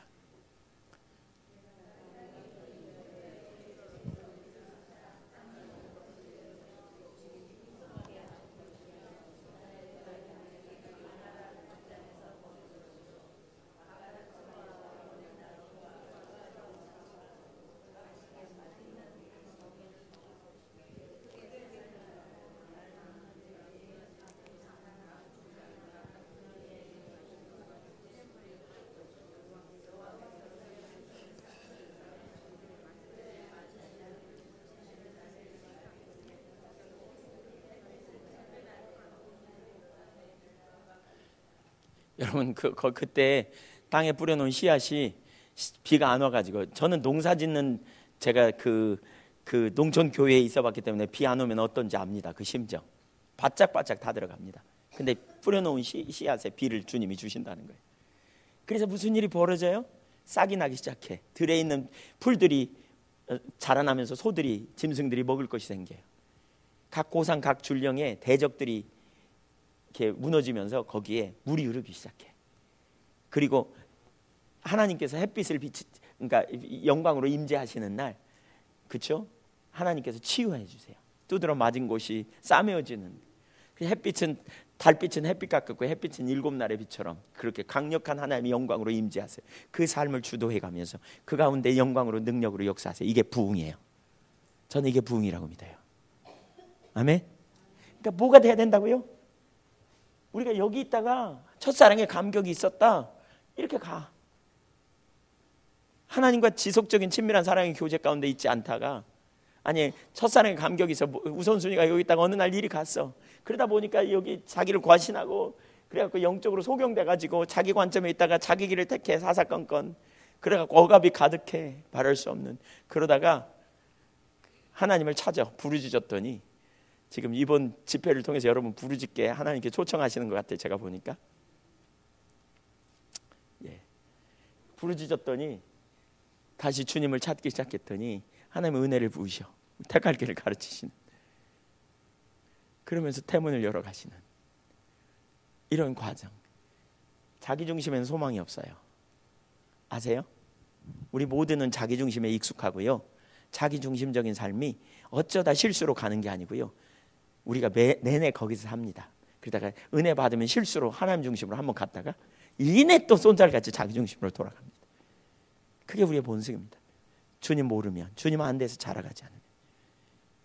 그래서 우리가 주님 찾고 구하고 열망하고 은혜를 구하고, 친밀한 관계가 실제라는 거, 그리고 그 친밀한 관계는 하나님 중심에 있어야만 된다는 거. 하나님 중심에 있지 않으면 아무런 안 돼요. 그리스도인답게 절대 못 살아요. 제가 그 마태복음 오늘 저녁에 사실 그 부분 살펴보려고 했는데 시간이 없어서 못 살펴보는데요. 마태복음 5장, 6장, 7장 산상수훈에 보면 소금이 맛을 잃으면, 이 부분 소금이 맛을 잃으면, 맛을 잃었다는 게 결국 뭔가, 거기 산상수훈에 보니까 그게 선명히 보이더라고요. 자기 중심으로 돌아간 맛을 잃어요. 자기 중심으로 보면 주님의 자원으로 나아가야 되는데 자기가 하려고 하다가 결국 하나님 앞에서 얼마나 불완전한 존재인지를 깨달을 수밖에 없게 되고요. 또 사람에게 의의를 보이려고, 6장에 보니까 사람에게 의의를 보이려고 힘쓰고요. 또 두 주인을 섬기고요. 그렇죠? 재물을 하늘에 쌓기보다는 자기를 위하여 축적하고 두 주인을 섬기고, 그래가지고 뭐죠? 진정한 안식과 평강을 못 누려요. 그러나 하나님 섬기는 사람은요, 무엇을 먹을까 마실까 입을까 염려할 필요가 없어. 왜? 한 주인이신 하나님께서 나의 주인이신 그분이 나의 힘이 되고 그분이 나의 능력이 되시기 때문에, 그래서 염려 안 해. 그러니까 한 주인 섬기는 사람은 염려 안 해요. 한 주인 섬기면 영적인 분별력도 주어지지만 하나님을 개인적으로 알기 때문에 그분이 나의 힘이야. 그래서 들에 피는 백합화, 공중에 나는 새를 보면서 무엇을 먹을까 마실까 입을까 염려 안 해. 강하고 담대해, 든든해, 신나 거기에. 그리고 우선순위가 바뀌어. 그렇게 되면 먼저 그의 나라와 의의를 구해. 그리하면 이 모든 것을 하나님 채우시는 역사를 경험하는 거예요. 따라오는 거죠. 주님께서 우리의 필요를 채우시는 걸 따라오는 그런 역사를 경험하는 거죠. 7장에 가면 뭐가 있어요? 판단해. 판단. 자기 관점에서 판단하는 거, 이거 하지 말라는 거예요. 영적인 분별, 소금이 맛을 잃은 것은 판단해. 자꾸 정죄해. 자기 관점으로 후욕해, 비난해. 이렇게 자꾸 하나님 관점에서 하나님을 어떤 분인가를 알기 때문에 구하고 찾고 두드리면 하나님이 역사하시고 능력으로 경험되어지고 놀라운 역사가 나타나요. 여러분의 마음에요, 주님의 은혜가 풍성해지지 않으면 이 마음이요 강팍해져요. 강팍해지면 말투가 자꾸 비난조로 나옵니다. 비난조가 되더라고요. 어떻게 하냐고요? 제가 다 해본 경험이 있습니다. 하나님 은혜가 식으면요, 사사건건 이렇게 부정적인 관점이 보이고요, 비난조가 돼요. 말이. 그 은혜가 거친 거예요. 여러분 은혜 거친 거예요. 주님 찾아야 될 사인이에요. 자기 관점이 있기 때문에 그래요. 자기 관점에 있어요. 하나님 관점에 보면요, 아이고 그 부모의 눈에는 그냥 눈에 넣기도 안 아까운 아이인데 왜 남이 비난해, 그렇죠? 그래서 네가 누구간데 남의 종을 판단하냐 막 이러잖아요. 그 세우는 권위가 내게 있는데 왜 네가 판단하냐 그러잖아요. 그러니까 자기 관점에 있으면 부정적으로 사사건건 보여요. 비난해요. 말투가 그래져요. 툭툭 내붙여요. 이렇게 집에서도 그냥 이렇게 돼요. 주님 관점에 있으면요, 온유해요, 겸손해요, 섬겨져요, 양선 친절이 돼요. 아이고 하나님이 얼마나 소중히 여기시는가 이게 보여요. 그래서 남을 함부로 대하지 않아요. 근데 자기 중심으로 돌아가니까 그렇게 돼요. 자기 중심으로 돌아가니까. 여러분 그 자리에 있다면 정말 주님 찾아야 돼요. 정말 주님 찾아야 돼요. 자기 중심성 왜 나누라고 하는지 제가 오늘 밤에 알 것 같아요. 나누면서 주님께서 부흥교회를 위해 기도할 때 자기 중심성 나누라고 그러시는 거예요. 제가 사실 오늘 이거 첫 시간에 나누고요, 그러니까 이 부분 나누고 여기 하나하나 구체적으로 살펴보려고 그랬어요. 오늘 낮에 이 부분 살폈는데 또 살피는 거예요 지금. 근데 왜 그런지 알 것 같아요. 지금 나누면서도. 여러분이 자기 중심에 있다면 돌이켜야 돼요. 진짜. 그래야 여러분, 사실은 하나님께서 지금 우리에게 추구하는 게 뭐냐면 새로운 가치관을, 새로운 관점, 새로운 변화가 일어나기를 원하는 게, 이전에 신앙생활에 익숙한 대로가 아니에요. 완전히 전환되기를 원하잖아요. 그 자리로 우리를 초청하는 거예요. 근데 여전히 자기 중심에 있으면서 그냥 시간만 지나면 될 거라고요? 택도 없어요. 하나님께서 부흥교회 기준을 높이시는 것 같아요. 제가 보니까 기준을 높이세요. 지금 어쩌면 은혜로 지금까지 싸웠다면, 은혜로 하나님께서 여러 번 싸우셨다면 지금 하나님께서 여러분을 피곤하게 하시는 것 같아요. 기도하게 하려고, 하나님 관점으로 세우려고.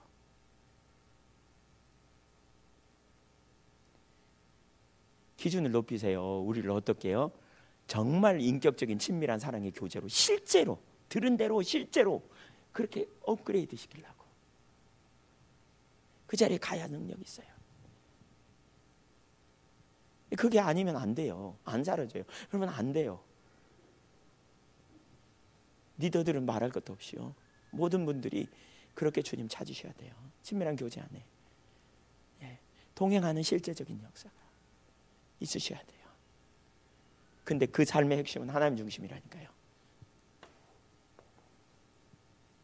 여기 가 있어야 돼요.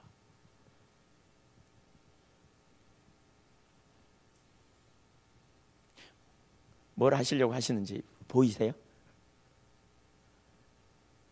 장로님 보이세요? 예. 권사님들 손 들어보세요. 보이세요? 예.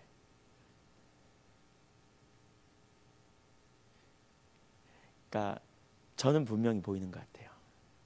아, 하나님께서 이것 때문에, 제가 오늘 낮에까지는 안 보였고요, 아까까지도 안 보였어요. 왜 자기중심성의 문제를 집중적으로, 사실은 쉽지 않았어요. 근데 지금 설교하면서 더 제가 보이는 것 같아요. 분명하게 하나님께서 부흥교회를 업그레이드 시키기 원하는 것 같아요. 더 실제로.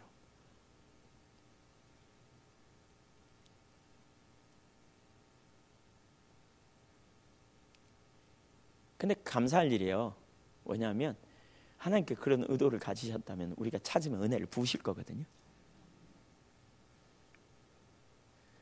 그쵸, 목사님? 예, 그 의도가 보이시죠, 목사님? 예.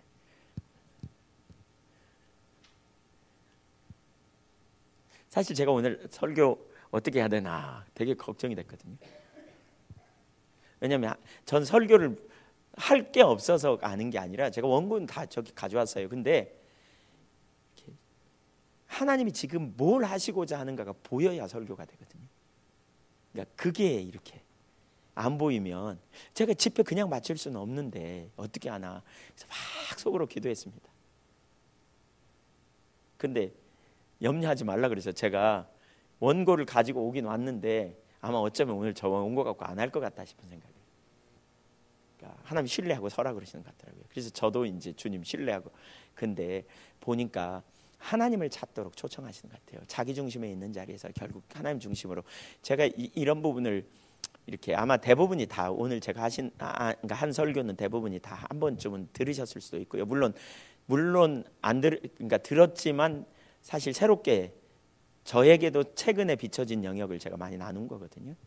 그러니까 잘 모르시는 부분도 아마, 그러니까 안다고 생각하지만 잘 안 보이는 부분도 많을 거라고 생각이 되고요. 그런 영역으로 하나님이 이렇게 우리를 초청하시는 그런 부분들 이렇게 분명히 보시면 좋겠고요. 여러분 개인적으로 주님을 더 실제적으로 찾으셔서 주님께서 주시는 그런 풍성함을 누리고 또 그러한 역사를 경험할 수 있기를 간절히 소원합니다. 예. 우리 찬양 하나 하고 기도할까요?